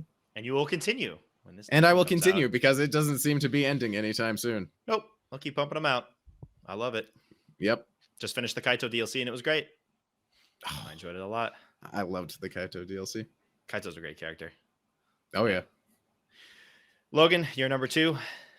Man, there's so many great games from the last 5 years that there's just not room for. Like, Yeah, I've been thinking about like Metroid Dread a lot lately because of Prime Remastered and how hard it has been to not hit the purchase button on the Prime Remastered digital version because I'm waiting for the physical copy, but I really will drop everything to play that game once it comes out. And I've got it pre-ordered physical. Oh, you do? Yeah. Nice. Yeah. Yeah, the physical version's selling out a lot of places. Yeah, I kind of felt like that was going to happen, and I've thought about playing Metroid Prime a couple of times. I'm like, you know what? I'll hop in. Awesome. Get that physical. Yeah, it looked the remaster just looks amazing. I went over to a friend's house who has it, and I tried it out, and the twin stick controls just feel great. I can't wait to play that game. But yeah, I was thinking about Dread, Luigi's Mansion 3, Ghost of Tsushima, Star Wars Jedi Fallen Order, Dragon Quest 11 didn't even make my list. Like, man, there's so many great games that came out the last 5 years. Are games now just better than ever before? It kind of feels like that. It does feel like that, doesn't it? A lot of good ones, yeah. Yeah. But my number 2 goes to Great Ace Attorney Chronicles, of course. Yeah, you guys are talking about Yakuza. Kevin, your favorite series, still get stuff in it all the time. Great Ace Attorney Chronicles is just a miracle to me. I don't think that I'll ever take its existence for granted because when I think of Ace Attorney, which is my favorite series, it very much lives in the past. Like, I'm like, yep, these classic games, these classic DS visual novels that I just love to death. And you don't really think of it in the modern era that much. Hasn't been a new entry since 2016. Yeah, it's been a long time since a new Ace Attorney. And then the second Miles Edgeworth game never got localized, and it looked like these great Ace Attorney games were going to go the same way. And then the fact that they brought these over, which used like very esoteric, like feudal Japanese kanji and things, references that Westerners wouldn't understand, that they put in the time and effort to localize these things, like, it's just unbelievable. And then that they're the best in the series, like, it's just a miracle to me. It's just so awesome. Yeah, because I never would have thought in 2020, like, my favorite Ace Attorney is not out yet. Like, I thought that was a foregone conclusion. Like, the series has peaked. The new ones will still be good, but they'll never be what it was. And then for this to come around and just blow me away like it did, it was just awesome. Yeah, I can't believe it was almost 2 years ago already. It does not feel like that. Yeah, but Great Ace Attorney is so good. It's not super related. There's fun little Easter eggs for diehard fans, but man, just play these games on Switch. Please buy it so they keep making more of these games. Yeah. Where's the second trilogy? Where is it? Where is it? Yeah, I really thought it was going to be in the direct when it was like Layton's back and Ghost Trick's back, and it's like no Ace Attorney though. Yeah. What are they doing? I have them on 3DS, and I just kind of want to play them on Switch. Yeah. Also, the soundtrack is amazing in Great Ace Attorney. It is really good. I listen to it when I work a lot. It's really good. Great game. Yep. Zach, you got to play it. He'll get there. One day. Get on it. He's only got one more game to beat until he's ready to start that journey. Yeah. My number 2 is a game that I just wrapped up, and I'm very excited for the DLC for, which seems to wrap up the entire trilogy, and that's Xenoblade Chronicles 3. I really enjoyed the first 2 games. Until 3 came out, the original was my favorite. I thought that the definitive edition that they released on Switch a little while back was a fantastic remaster. It cleaned up a lot of the rough edges from that original Wii release and the 3DS release. Got some weird releases. But then Xenoblade 3 comes along and fixes things that either I felt needed fixing or I didn't even realize were a problem, or things that kind of rubbed me the wrong way until they did. And we talked about them on the show a lot, but I think that this is the most streamlined, in a good way, Xenoblade game that you can play, with some of its different systems, with the gem system and the class system, which changes up combat, being able to swap between party members at any time. Just these little tweaks that they made that on their own don't feel like anything too groundbreaking, but you kind of put it all together and it creates what I think is the best Xenoblade experience that you can have. And just the story with these characters, even without knowing 1 and 2's story. I was talking to Logan about this, and I talked about it on the show a little bit as well, that they are connected, and it gets very explicit in the connections as you get into the second half of the story. But even if you don't know those, I think that the story can carry its own weight just based on the characters and their relationship and their struggle going through this story. And by the end, even removing the connections to the first 2 games, the emotional bits at the end are just because of those characters and their connections and what happens at the end, which I think is really impressive considering that it is so connected, and yet it still, I feel like, is able to work even without those there. Yeah, it's fantastic. I love Xenoblade 3, and I'm excited to hop back in when the DLC comes out and to see how they kind of wrap up all of these stories. Although I can't guarantee that I'll understand it, because looking through some of the lore, this stuff gets really in the weeds, and I don't think I can go super far into that. Man, I asked you like a month ago when you were still playing Xenoblade or Dragon Quest, and you said Dragon Quest at that point, but it's Ending punched it above anymore. I've swapped. They're close. Disgusting. It's hard because they're very different experiences. Yeah, totally. Dragon Quest is very traditional, and Xenoblade is a lot more action-based. Yeah, I think it's just the fact that it is the culmination of these prior 2 games and turning it into just the complete package of a Xenoblade game that I think it transcends it. It transcends Dragon Quest just by a hair. They were really close. I was debating it before the show, but highly recommend, even if you haven't played the first 2 games. Highly recommend.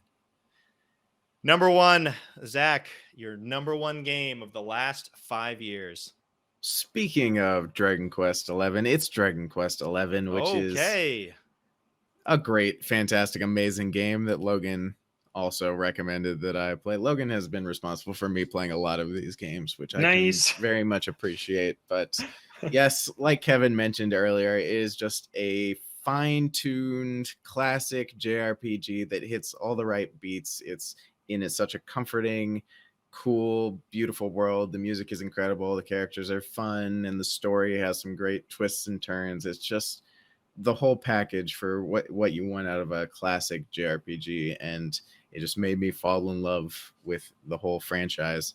And I've got a giant anime bag of it on my wall that I stare at every day because I love the art style. It's just so good. I know we've talked about this already a little bit, but yeah, it's just a great game, and I'm happy to have it at the top of my list because it has been sitting in my top 10 since I played it. Maybe I decided a little later on, but it's been in my top 10, in my high top 10 for a very long time. I want to hear more about these new Dragon Quest games, and they haven't talked about them at all. Whether it's the remake or whether it's the next main line, they just haven't said anything. Yeah, I will be playing both of those for sure. Oh yeah. Yeah. I just want a physical release for 3. I think that'd be really cool. That would be cool. Yeah, having that on Switch. Even if it's $60, it's probably worth it. Like that game. Oh yeah. It looks amazing. Yeah. I'd pay 60 for it. Mm-hmm. I'd pay 40. I'd pay 45. You pay 70? Yeah. No, I pay 70 for 12. Is it going to be 70?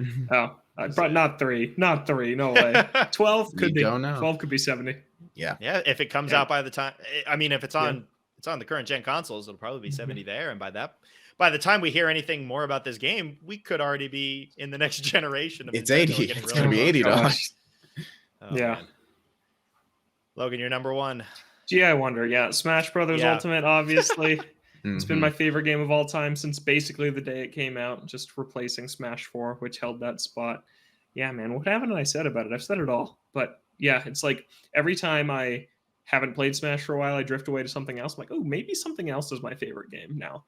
I go back to Smash. I'm like, nope, it's not. It's still this. Yeah, it's just the greatest. And yeah, I was thinking about it today, actually, because I was just thinking about that day that Hero and Banjo both got announced for Smash on the same day, who are my top 2 characters. I'm like, I can't believe that happened. That's like my favorite day in like gaming history was when those 2 trailers dropped the same day. And it's because of Smash. And it's like, yeah, it's just awesome. Is your least favorite day the day Kazuya got announced because you vomited from the heat? Oh, God, that was a horrible day. Was a horrible day. Hear about this? We figured out I had food poisoning. Oh, I had severe food poisoning the day that Kazi was announced, and had a pretty messy incident in the bathroom while Zach was over. It was horrible. Yeah, I do remember you talking about this. I did. It's also really hot that was also day. the Kazuya day. Yeah. Okay. That was the Kazuya day. No, the worst day in gaming history will be the day that I give up hope of a Sora amiibo ever coming. Because I was not be able to handle that. Yeah. But yeah, Smash and intertwined with amiibo, there's just nothing close. Also, Super Mario Odyssey just missed our show by like 3 months, which would be in this list if we'd been recording at the time. Mm-hmm. Yeah, Odyssey would be on mine. Somewhere. Smash is awesome. I checked my Switch counter for it before the show, and I'm at like 660 hours in that game, which is by far my most ever of anything. That's a lot. Yeah. Yep. All right, my number one. I had to have some sort of Yakuza Like a Dragon game on here, and I gave it to Judgment. As the number one.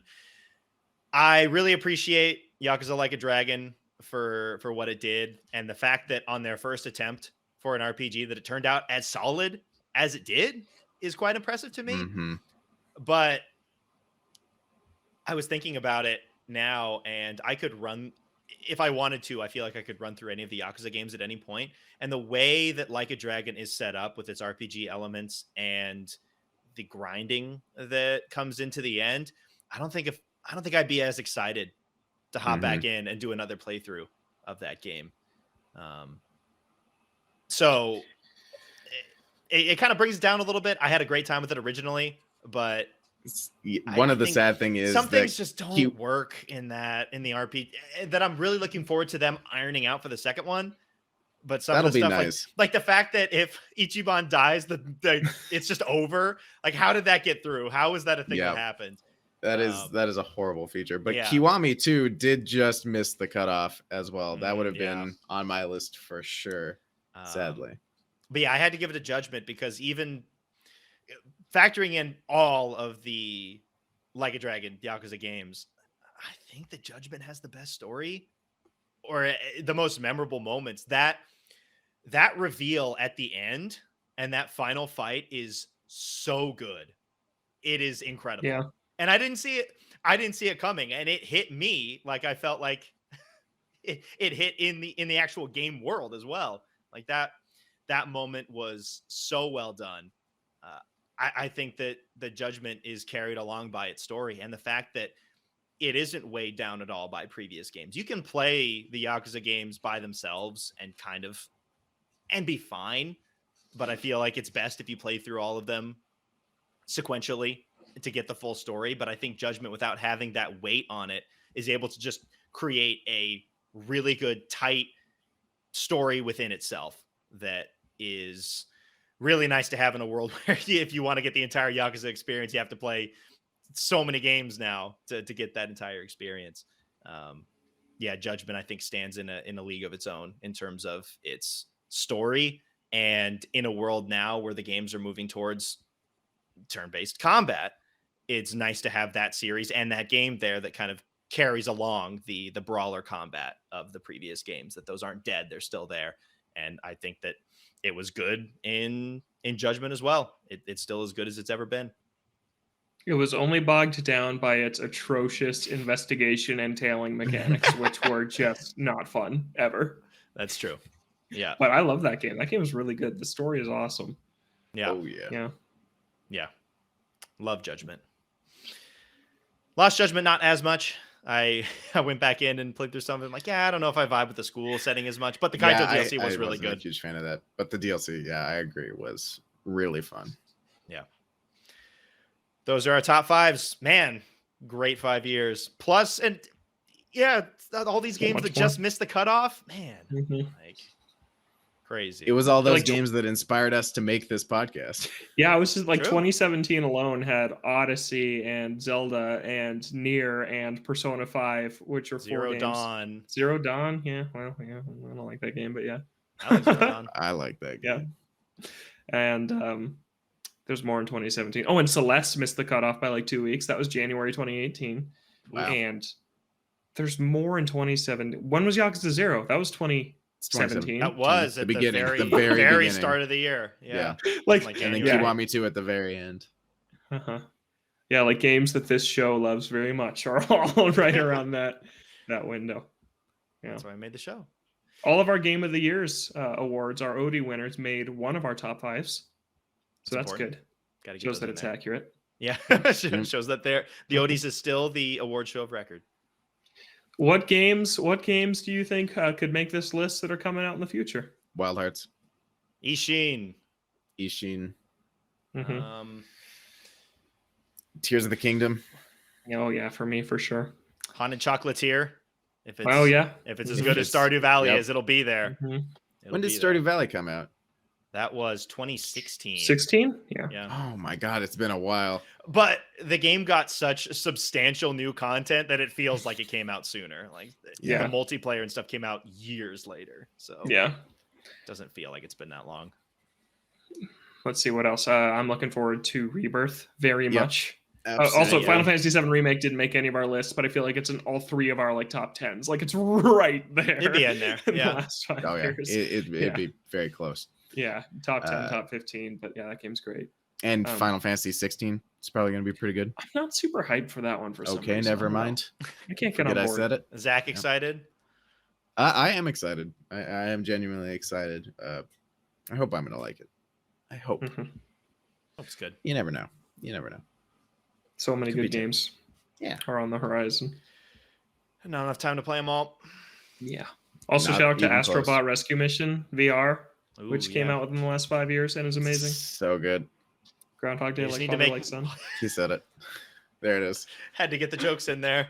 Yeah. Speaking of jokes, we're going to wrap up this show and Ode to Games as a whole, just looking back and just talking about some memories that we have of this show and of these last 5 years, and just kind of put a ribbon on this whole thing. I would like to start first remembering that Zach came up with the name of this show in the car, and we were really struggling to come up with a name for the show, and Zach threw this out here, and 5 years later we used it all the way to the very end. Yeah, we started talking about this show the day we were going to see Eddie Money, which is kind of crazy. That is when this all started. Yeah, rest in peace, the legend. Rest in Eddie peace, Money. Eddie Money. Yeah, and that is the day we started talking about this. And yeah, Zach did come up with Ode to Games, and I took a really crappy logo photo of these like Joy-Cons. Oh, the 3 in a triangle together. Yeah, in a triangle. I still have those on my phone. Or something. I still have those photos. I have seen them. They're great photos.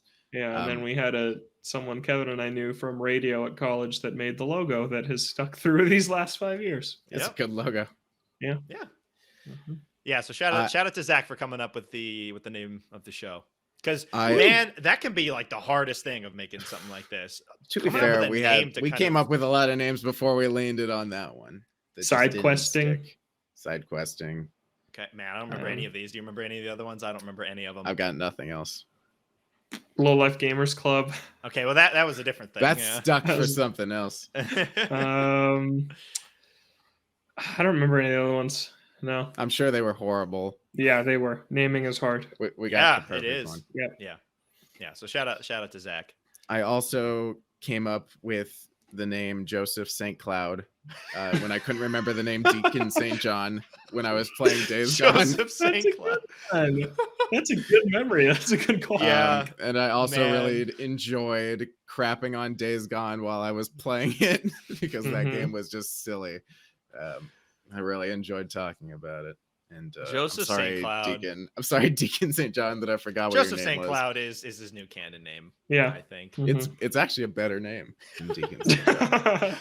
I like how you could come up with a name that is completely different but totally plausible. Like they're the same but also completely different. Yeah, it's the same in the middle that really sells Joseph St. Cloud, Deacon St. John, but it's the right interchangeable. syllables. Yeah.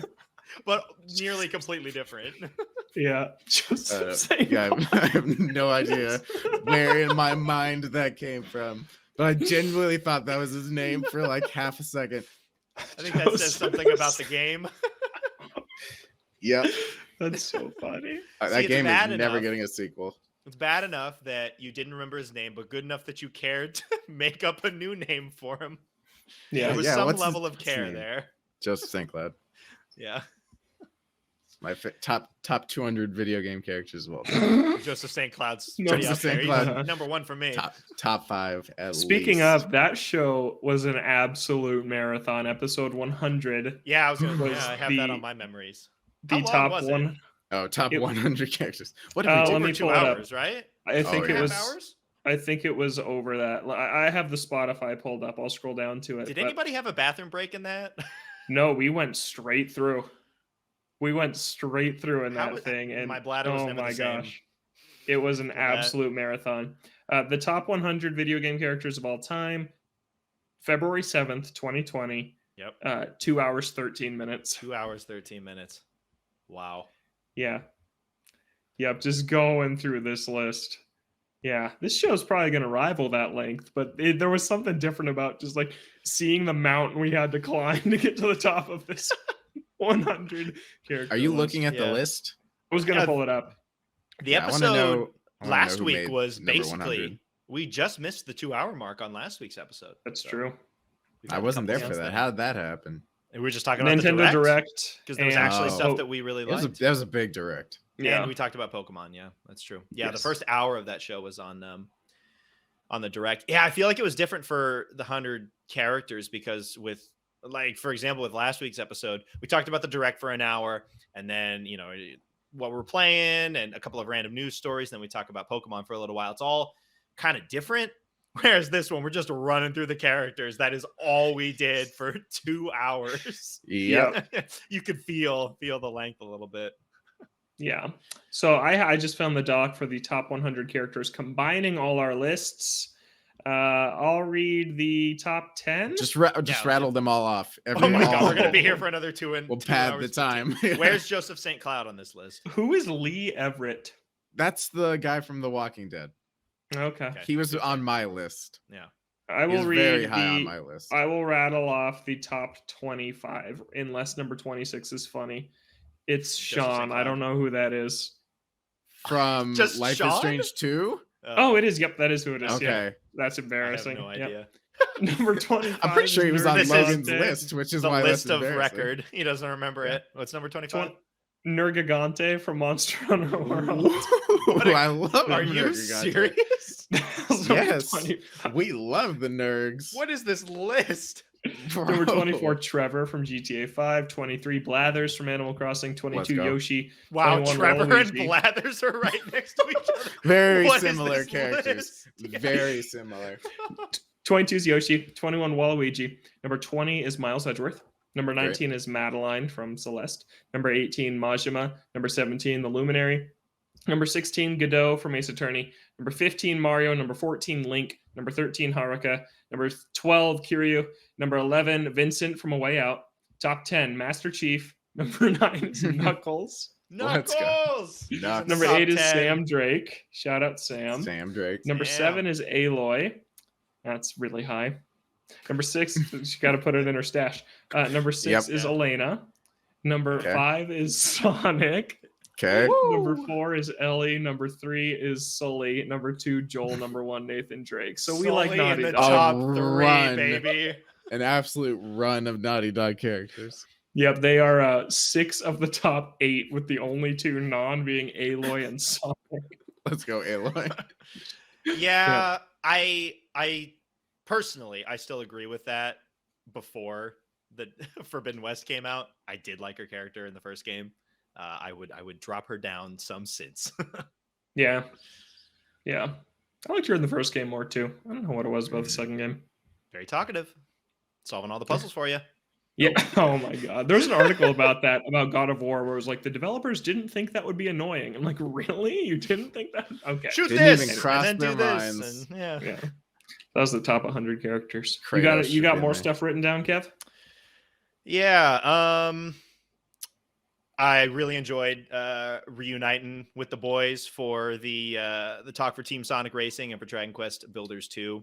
That was We talked about it 2 great games. a number of times, but it feels like we did the show in person longer than we did. It was not very long at all. So having those moments where we could actually come together, play a game together, and just sit down in the same room and talk about it were real good. Yeah. Do you guys remember when I was in California and I started to smell fire? And yeah, it's on my list. It's on my list. I just remembered. I still have the video of that. I never released it, but yeah, we had to stop recording because I smelled a fire, and then it turns out that something was burning in like an adjacent apartment across from mine, and my window was open, and I could smell it. And I don't know how bad it ever got, but I hope they were okay. I had actually forgotten about that. Really? No, I know. Yeah. I just remembered that. Forgotten about that one. I didn't have that one written down. Yeah. What else you got, Kev? That was a good memory. That was one of mine. Yeah, I had the top 100 video game characters taking forever. And then the running gag of Biomutant, and then that turning into the trophy that would be Ode to Games Game of the Year. Just weird. Yeah. Shout out to Biomutant. I had a few running jokes on here that are worth pointing out that I wrote down. This one got mentioned many times and is still just super funny. The biggest Donkey Kong theme park in the world that we know of was just super hilarious. It's the most planned. How do they not know? If it's so large, I think you would know that there's not one bigger. And that if it was larger, then they would have known about it and probably tried to shut it down because it wouldn't be in company. Yeah, it wasn't like what? It's a very secret theme park. Getting hyped for God of War, and then the whole saga with God of War 2018 of all three of us buying it on launch, and Zach beating it right away, Kevin beating it like a year later, and me beating it like 5 years Many years later. Yeah. And that the person who was the most hyped about it before launch was the last person to beat it. Yep. Finally got, and I managed to avoid the same mistake with Ragnarok. I did not buy that game. So history did not repeat itself. Then I have It Takes Two winning game of the year, and just my God. Absolutely soul crushing. That still makes me mad. I don't get it. I still don't get it. People love that game, and it baffles me. Yeah, that story was aggressively bad.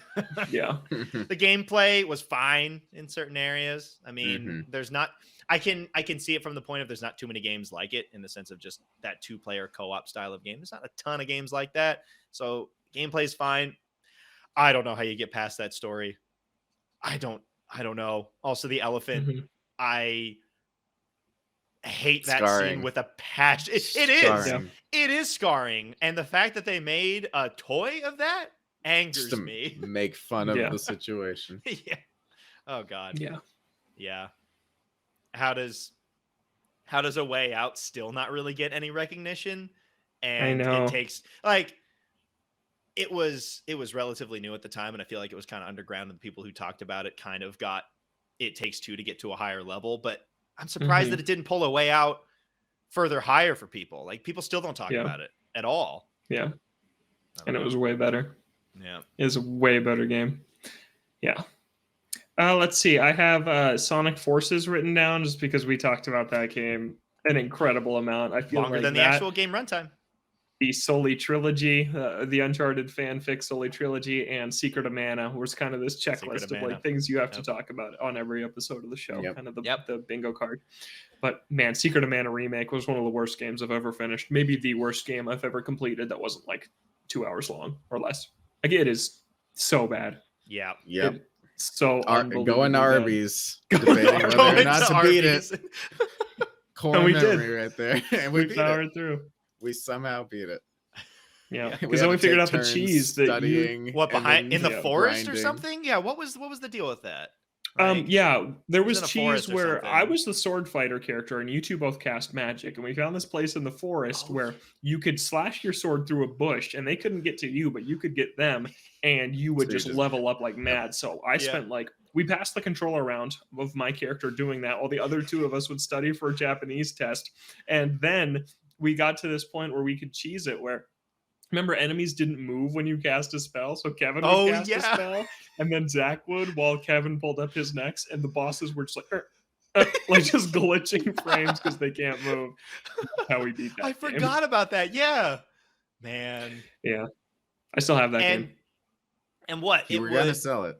It would auto save every time you swap to a new area, because when we were doing the cheese to level you up, we were like right at the edge of another section of the map, right? Mhm. So it was constantly autosaving because we crashed there, I think. Yeah, we crashed multiple times. Yeah. Oh, yeah. But we were able to Yeah. go right back because it was auto-saving it every single time we were hopping back down for the enemies to respawn. Yeah. Yeah, getting stuck on those higher levels in the castles or wherever we were on, I think, multiple occasions. Like I got stuck up there once. Did Zach get stuck up there? Or Yeah, did he I got get stuck up there. twice? Yep. I don't know. Yeah. Yep. Yeah. Was I the Yeah. girl or was Kevin the girl? Who was the girl? I think I was the Ooh. girl. Were you? Because you were the short little guy, and Who was also Logan a was girl. the It's main two guy. girls, I think. It's two girls. There's I the thought it was a princess, little and then guy. there's the little I forget Mhm. exactly what her name is. Yeah. I Who was was I? blonde. I was You were blonde. you were the okay. I was the blonde. I was the short one. Yes. Yeah. Okay. Yep. Good times. Yeah, Terrible that game times. was The worst game we absolutely ever played. broken. It's worse than Sonic and the Secret Rings. It's Like if not I had to even pick one to close. replay right now, I'd replay Sonic. Yep. And that's saying something. Because So that, it's at terrible. least Sonic is stable. Like, that Mhm. game was For the just most part. not stable at all. You didn't sell it though. I remember you were thinking about selling it on numerous occasions. Did you at some point do it, or you still have it? I still have it. I listed it on Okay. Facebook Marketplace, and someone was interested, and then it fell through, and then I unlisted it. And then Was I that kept it. the yeah? Yeah. It's was like, the all right, turning that's a point. sign Yeah, I should keep this. that I need to Yeah. keep it. Yeah. Mhm. Yeah, it's so bad. Yeah, I hate that game. Absolutely brutal. Yeah. 250 episodes of Ode to Games. Wraps Do you up Yeah, guys? here. Do you guys remember the brief time that Kingdom Hearts 3 was in my top 10 games of all time?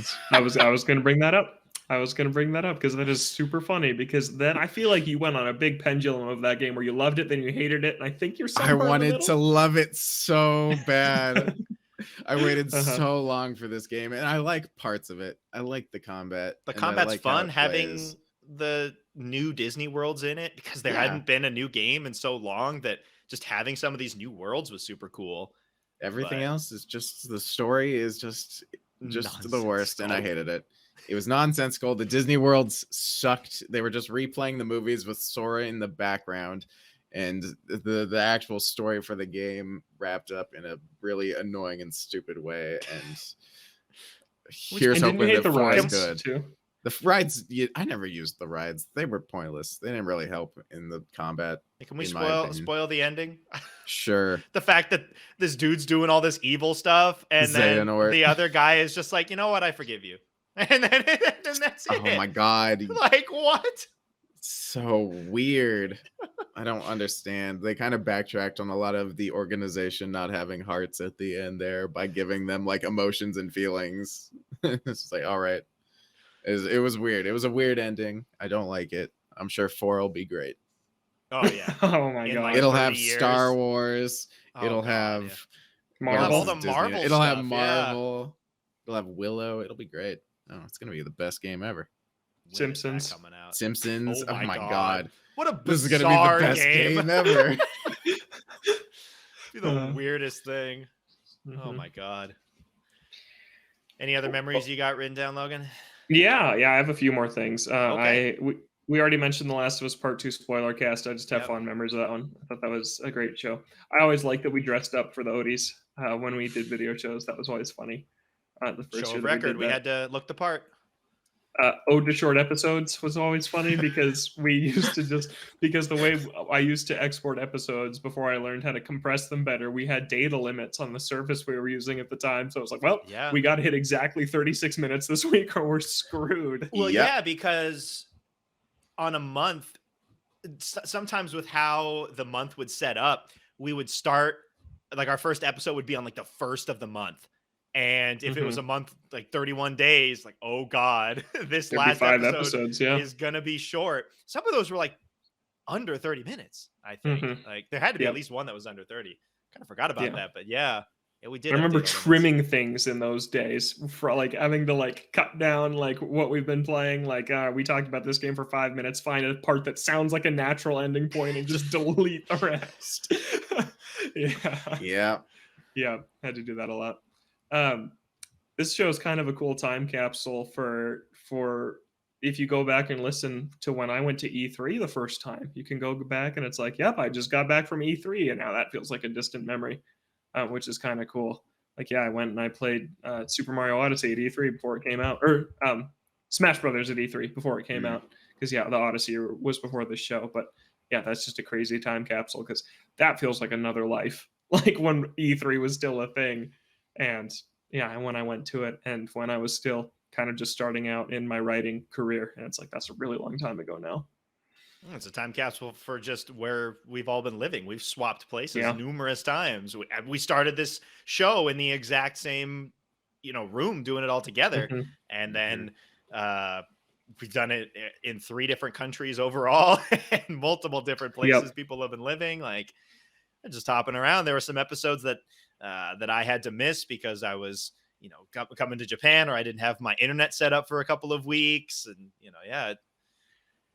it does kind of just show what was happening in our lives in general as we were moving along these last 5 years. Totally. Like, we recorded it at some absolutely absurd times. There was the one period that did not last long, but where I was working overnights in America, Zach was working normal hours in America, and Kevin was working in Japan. So we recorded at noon, which is when I woke up from my nap after work. Zach took his lunch break, and Kevin woke up at 4 a.m. because it was the 1 hour that worked of the entire 24-hour clock. That was it. That was the window. Wow, I've kind of forgot about that. Like, it wasn't long. That's been supplanted because we've had to do other kind of not so great times. Like, I'd have to do it later. You have to do it late. Yeah, I forgot about it's that. It's 1:40 a.m. right now for me and Zach, just for reference. It's 1:40 in the morning right now. Worth it. Yeah. Yeah, I forgot about that though. Yeah, lunchtime. It was a very brief window, but we did do it. Yep. Yeah. War Groove jokes I wrote down because I bought you bought that and played it for. Did you play it for like 10 minutes? I played it for like 10 minutes. Yeah, it was cool. Yeah, it was cool. Didn't make your list though. No, didn't make your top 5 games list. The PS5 launch was fun. Yeah. And just leading up to those consoles was a cool story. There was a lot of big stories, obviously, in the last 5 years, but like Bethesda, Activision being bought by Microsoft, big deals. We talked about Halo a ton with Halo Infinite, all its delays and problems. Pokemon was a huge thing we talked about all the time. Lots of adaptations. I mean, we've seen the Sonic movies, we've seen the Uncharted movie, the Last of Us show. Like, yeah, the Mario's coming a lot since we started this show. Like, it's been rapid shifts. Stadia came and went since this show started. That's pretty wild. We outlasted Stadia. We started before it and ended after it. Yeah. That checks out for Stadia. I think that makes sense. We got drawn into some Twitter beef about the Last of Us Part 2 game of the year. Did we get drawn in? Well, we didn't personally get drawn in. We didn't actually do anything. Yeah. They were bringing up a post from several years ago. And they were like, look at this useless outlet that gave Last of Us a Game of the Year award. We're not useless. Zach, did you see anything about this? I have no idea what we're talking about. Okay. What happened? Yeah, so, people, I mean, there's a whole thing of, drama surrounding Last of Us Part 2. Like, absolutely. Let's not get into all of that. But it kind of culminates with that as well. And there was a list out there that was saying, I don't remember what game passed. Was it Elden Ring? It was Elden Ring passed it. Last of Us Part 2 had the most Game of the Year awards given to it from this one website that kind of aggregated all of the outlets that gave it a Game of the Year nomination. And the very last outlet on that list was us. Yeah. Because we were on that list. We tweeted that. Why didn't anyone tell me this? 2 was our Game of the Year. What's wrong with you? Yeah, so these people on Twitter be like, "Oh, this list, this list doesn't mean anything. Look at this outlet." And then we had somebody defend us and be like, "Oh yeah, they're actually tweeting stuff and they're putting out new stuff. Like, they're real." Which we are. Like, they haven't announced their award for this year yet. Yes. We had a whole 2-hour discussion on this game. We deserve to have our opinion known about it and appreciated because we all genuinely really like that game. Yeah. It was our Game of the Year. To the chagrin of some people. Good. Yeah. Screw those people. But that was funny. Yeah, shout out to us getting on that list. I was not expecting that. Open up Twitter one day, I'm like, what is this? I have a couple more here. The original Sonic movie design is hilarious. Looking back on that now. Yeah. That thing was an abomination. Glad that didn't pan out. Yeah. My PSVR cable that never showed up. Still waiting on it. Still waiting on it. It just got lost. Speaking of getting lost in the mail, your package getting destroyed. My new Super Luigi U that got destroyed. Destroyed. Not even just lost in the mail. We destroyed that thing. It is obliterated. Like, there's so much malice behind that. Like, Yep. That is the funniest email ever. Package was destroyed. Like, who did it? Why? What happened to it? Somebody in the back of the FedEx truck just slamming it against a wall or something. Danica Patrick and Sonic and Sega All-Stars Racing. We always talked about that for some reason. Shout out to Danica Patrick. It's a weird pick. That whole game is weird. Like, why is Wreck-It Ralph in there? Like, why? Like, I don't know. Some real weird picks. And then the last thing I wrote down was when Kevin and I did a Scoob spoiler cast. Oh my God, we did. I hate that movie. We always kept it very on brand for games. We never really got that off topic, but we did a Scoob spoiler cast, which was a terrible movie. I need to go back and listen to that again. Yeah. Just watch Scoob again.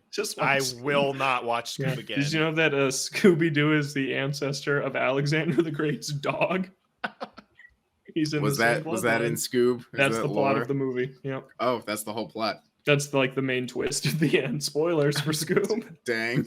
That is still one of the only movies, if not the only movie, that I have had to put down and come back and watch later. Not because of time, but because I just couldn't watch anymore on that day. Like, I just had to be done, watched half of it, and then came back and finished it another day. I don't think with a movie that has really ever happened to me. Yeah. It's not because I have to go to bed or something. Yeah. Oh, hate that movie. Hate that movie. We've done a lot. We have a lot of episodes. Scoob can't be the last memory that we end on. There's got to be something else. Is there another memory? There has to be one other memory. Zach, do you have any other memories?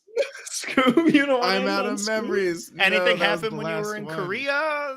Oh God, yeah. Mario when Tennis that Aces. Cleaning lady came into the room while we were on camera with you. That is true. I don't remember this at all. I do remember that. Yeah, that happened. That was before video version too. Yeah, so, I was recording at my desk, and I hear the door jingle, and I don't have a roommate at this point, so I'm like, that's weird. And then I look over, and this cleaning lady just walks in, looks at me, and then leaves. Like, I'm out. I had a power outage happen once mid-recording where we're just talking, and then I just hear a transformer explode off in the distance, and then it's just over. Lots of technical difficulties in this podcast. Your internet went out on one of them, right? Like right before we were recording or something. Yeah, I think so. Mm-hmm. Yeah, that was another when it was like 115 degrees here, and my Xfinity just melted. couldn't handle it anymore. Yeah. We lost a whole episode because my audio recorded weird. And mine didn't work. And either. yours didn't work. Like we have a backup in case either it's the video version or the audio version that we can use for either one. Didn't have either of those. Yeah. So that vanished. Yeah. There's some moments. We've covered a lot of great games. Like we mentioned our 5 favorites of each, but again, there's still just a lot that we didn't talk about that were so much fun. And retro stuff that we played, like mine and Zach's Monkey Ball obsession was happening during the early days of this show. We were just talking about Monkey Ball. I played a ton of it. Yeah, it was a great game. Yeah. But at the end of the day, it all comes back to Scoob. I'm sorry, but it just so that's the clear end destination for this podcast. Oh, how do we end it on that? There's got to be something else out there. There was, and then you brought it back. Then you just brought Scoob back to the end. Now we have to come up with something else. I always would say that we should do Ode to Zach whenever. This is kind of like that he's back. Started off with Welcome Back, Zach. which okay, I really liked Ode to catchy. Old Ode 2s, which we did for episode that was really 200. fun. Yeah. Yeah, That was a really we fun went episode. back and revisited a ton of the old Ode 2 segments and kind of updated ones, or revisited what we had talked about back then. I'm also very fond of our episodes about the top 10 PS4 games and the top 10 Switch games. That was always a fun process putting those lists together also. Yeah. But yeah, the Ode 2 segments were hard to come up with. Sometimes they just came naturally based on the news, and sometimes it was like Ode to E10 Plus this week. Yeah. Hey, shout out to E10 Plus. Yeah. That's a good one. What a stupid rating. Yeah. Yeah. Yeah, episode 200 was fun, especially coming from 100, where it was fun, but man, it was a process of putting that whole list together and running through that entire list. I think 200 was more fun to me because it was more of like history of the show and being able to look back and be like, wow, this is what I said, 2-3 years ago or whatever. And now it's something completely different.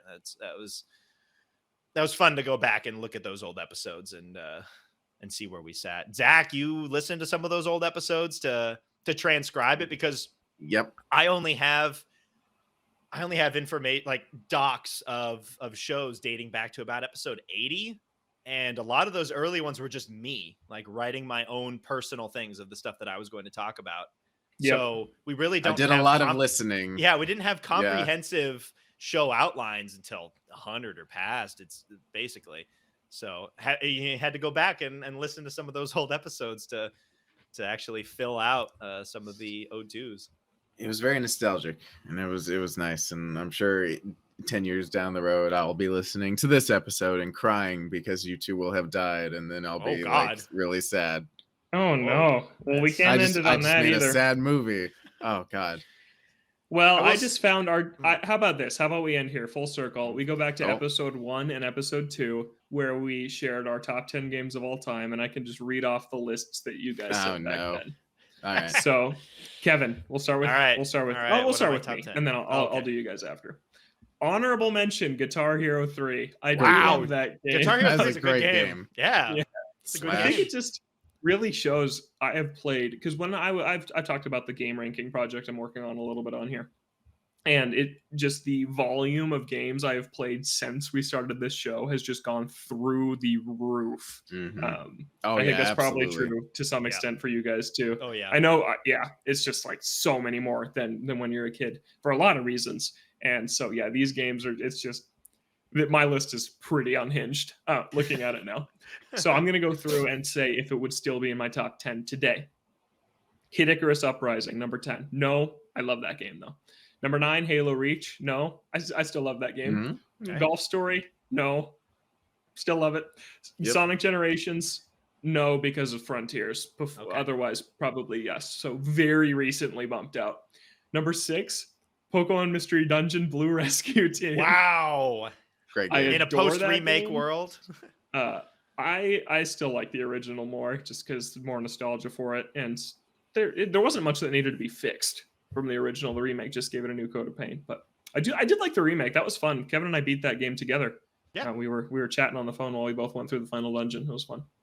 And then my top 5, number 5, The Last of Us, part 1, and part 2 just kind of took it over. Ace Attorney, Spirit of Justice. New Ace Attorney took it over. Legend of Zelda, Ocarina of Time. I'm always so torn on which Zelda to include. I would probably end up putting this one in there. Smash Wii U, been replaced. And Earthbound, I've replaced it with Dragon Quest as kind of my JRPG representative. So one game, Zelda, is the only one that would still be in it 5 years later. And that might be different in 5 months. I think it will be. Yeah. I hope so. All right, Kevin, you're next. All right. Honorable mention, MLB Power Pros 2008. I adore that game. It's not on the top 10, I don't think. But, number 10, Little King's Story. Also like that game a lot. Not on the top 10 anymore. Number 9, Burnout 3. Ooh, I think that's still on there. I think that's still on the list. An incredible racing game. Number 8, Saints Row 2.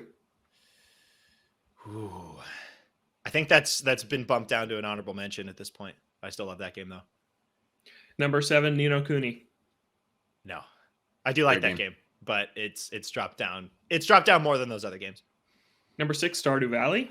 Yep. Oh yeah, that was moved up. Yep. So this is interesting. We'll talk about it after. But number 5, Pokemon Soul Silver. Pokemon Soul Silver. No, I don't think that's in my top 10 anymore. Still one of my. It's one of my favorite Pokemon games, though. Yeah, it's not my top number 10. 4, Viva Pinata. I think that's still in there. Yeah, nice. It's somewhere in there. No, your top 3 I think are all in there. Persona 5. Yeah, I think that's still in there. Uncharted 4. Yep. And Yakuza 0. Yakuza 0. Yeah. Yeah. So what's interesting is that I think Kevin and I both today would easily put Super Mario Odyssey in our top 10s, and the game was out at this point, and it's in neither of ours. That's true. Like, maybe we just didn't want recency bias or anything, but yeah, the further we get away from that game, the more I like it. Yeah. Yeah. Yeah, it's climbed on my list for sure. Yeah, that's yeah, it was out.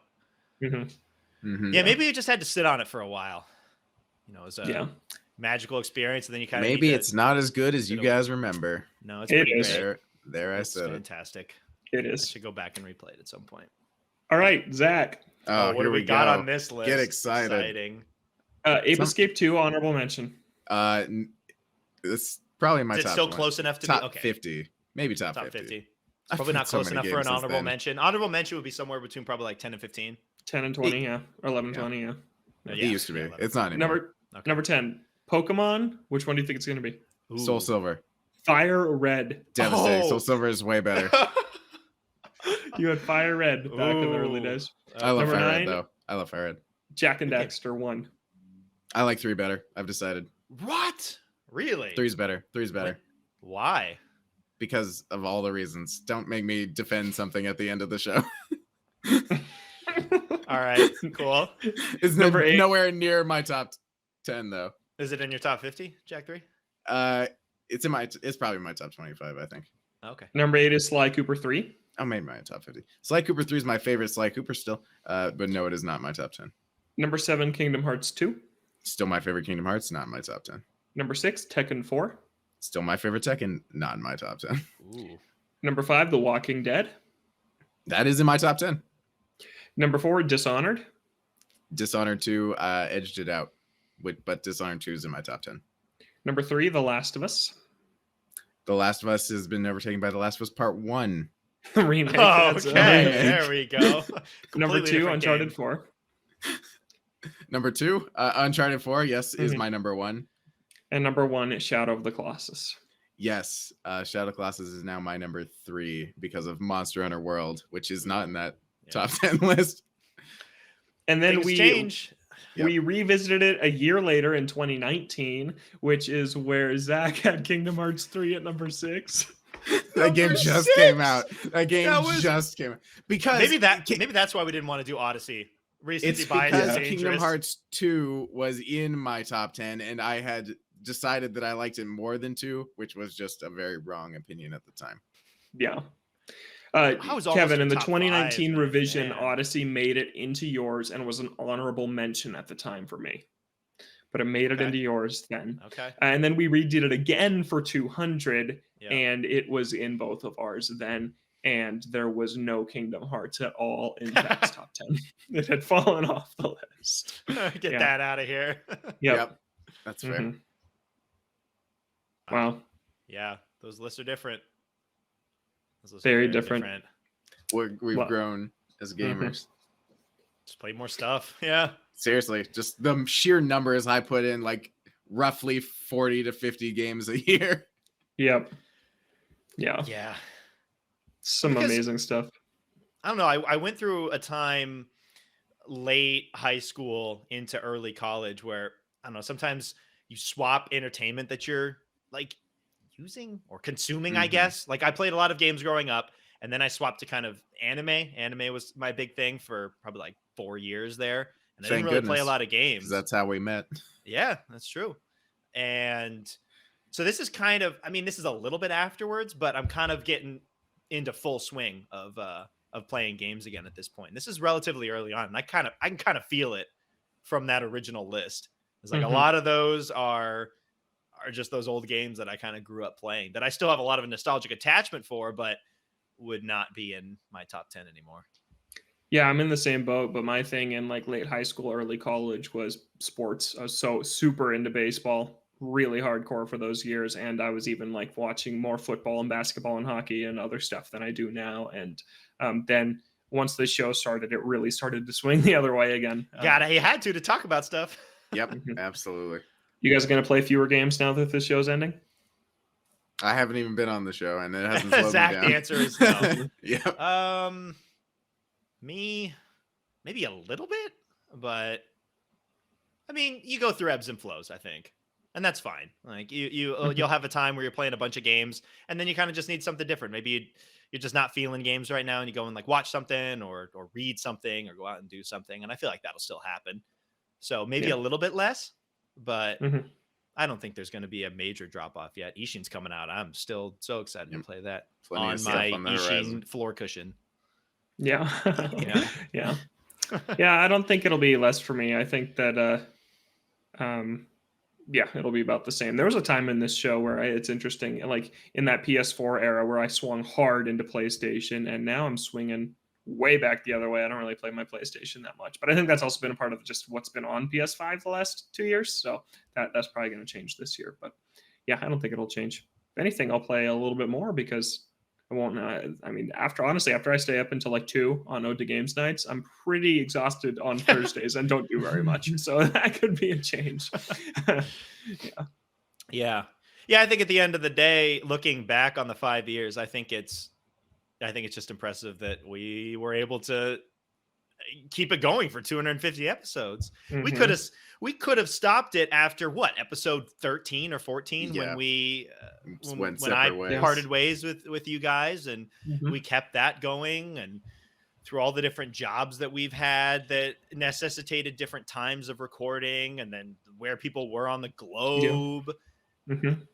I think it's just a testament that we made it this long. Yeah, missed 2 episodes. I think I missed 2. Yeah, you missed the least amount. I missed a couple. Zach missed a couple some episodes. I missed a couple of weeks waiting for my internet. Yeah, because there was like a month you were gone when you were just getting set up in Japan. Yeah, and I just physically wasn't able to record because I didn't have internet set up in my place for a while. And then there was another week where I went over for study abroad, and I don't think I was ready to do it just then. That's about it. There's probably other random stragglers or something, but I think just looking back on it as we wrap up 250 episodes, I think I'm just most proud that we were able to keep it going for 250 episodes with the amount of stuff that we've had to deal with. It's not even just like, I moved to another part of America. Now we got to do it 3 hours later or whatever. It's been a trial to keep this thing going. So I'm glad that it was able to see it to 250. Me too, because it's been the main way that we've hung out with Kevin since he moved to Japan, because it's the time difference is so bad that honestly that became my main motivator. It was like, the show's not picking up steam, like it's never going to be this really popular thing, but I get to see Kevin every week, and it probably wouldn't have been like that had we not done this show. And now that we've done it for so long, like I'm not worried that we're not going to talk or anything. And I mean, we don't know exactly what yet, but Kevin and I are going to start something new at some point. Games 2. Ode to Games, the sequel. No, Ode to Games Part 1. Ode to Games Part 1. The remake. But, we just copy every Ode to for 250 episodes. Just redo the episodes. Yeah. But do the whole thing. Yeah, we don't know what that's going to be yet. But Kevin and I are going to start something new up here. But we've been doing a show together for almost 7 years, which is crazy since we had one before this. One that Zach guested on occasionally when Kevin was out. There for that. So it's it'll be weird not doing a show with you for even just a few months. Yeah, I think it'll. For me personally, I think it'll be kind of a nice little refresher. We're doing the show every week, and so we're making sure that we've got something to put out there every single week. It'll be nice to kind of refresh from that, especially when we're thinking about whatever comes next, which again we don't know of. Hopefully we'll have something sometime this summer, but I think it'll be nice to step away from Ode to Games as it's ending, take a breather on that for a little while, and then kind of come back refreshed and have some new ideas for what comes next in 4 or 5 months time. Yeah. Whenever we had our go ahead, Zach. I'll be a guest on whatever you do occasionally. I'm sure I'll be around. Oh yeah. Feel free. You'd be welcome back. We always talked about like whenever we would have our summer off between our radio show, or even take 1 week off from the show, Ode to Games, we'd come back and it would just be so fresh and energized. So I'm excited to see what it's like when we take a few months off, and we will see you between now and when we start our next thing in person. Zach and I going over to visit Kev in Japan, which is the first time we will have seen you since basically Dragon Quest Builders 2. It'll be the first time we've all been together since then, which was 2019. 2019. So I left the summer of 2019. Exciting. Yeah. Yeah. Feels weird to end this. Yeah. It's just been though. Yeah. It kind of felt like it. You know, and at a certain point, I mean, part of it was that it wasn't gaining traction the way that we wanted, but I think at a certain point we kind of just knew that that's the way that it was going to go.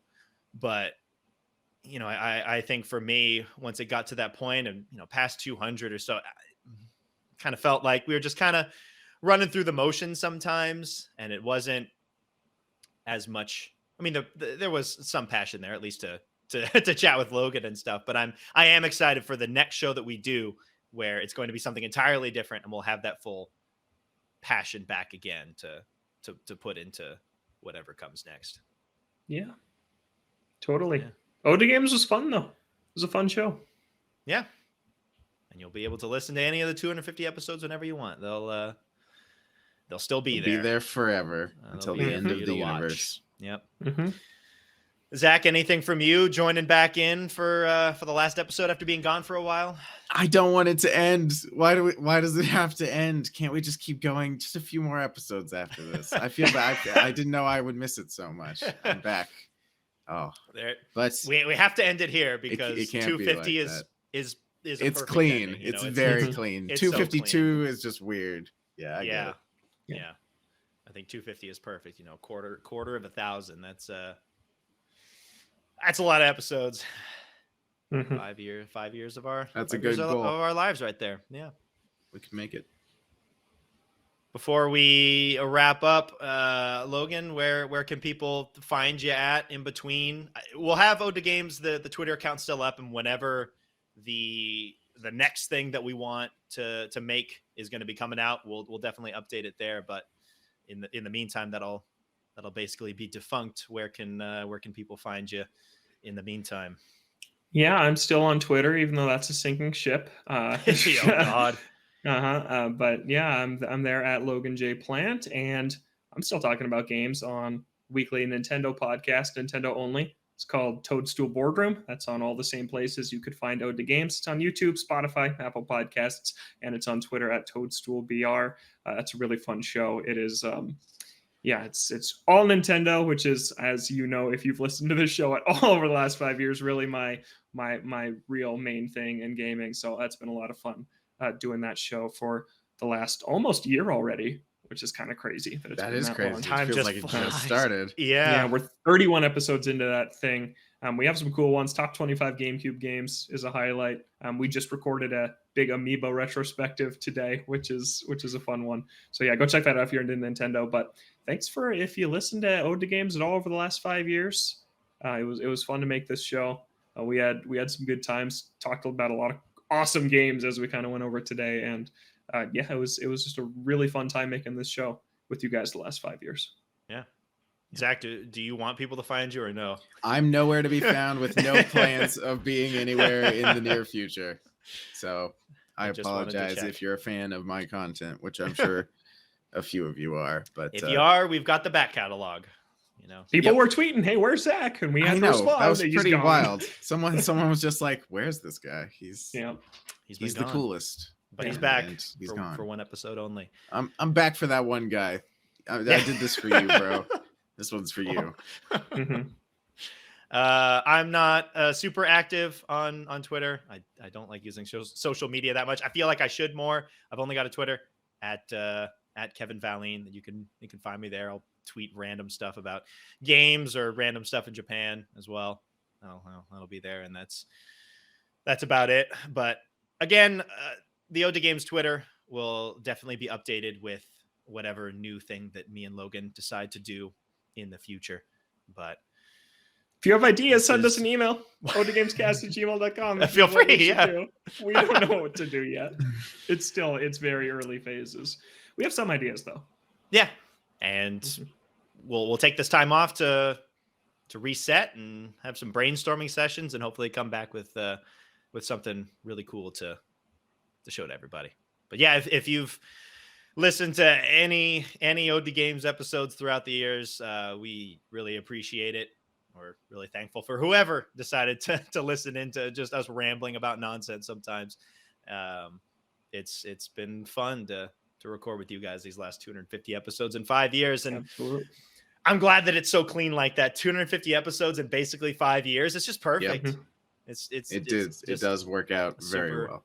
Round, perfect number to wrap up OD Games. Yes.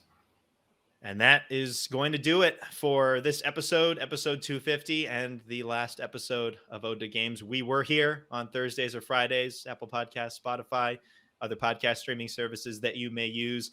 YouTube at OD Games has a lot of the episodes of the show. Was it like 130 something that we started? Right there. So there's. I was looking pretty much exactly halfway that we started doing the video. Yeah. So there's a decent chunk of video version episodes that you can watch, and of course, all of the episodes are available audio on Spotify and Apple Podcasts and stuff. We are on Twitter at OD Games. Again, we'll update that with whatever new comes out. We're hoping sometime this summer, but we'll see. We'll see. But for Logan and Zach, I'm Kevin. Thank you so much for listening to any episode of OD Games over these last 5 years and 250 episodes. We appreciate any time that you spent listening to us talk about games. And hopefully me and Logan will see you in the future for what comes next. Goodbye, everybody.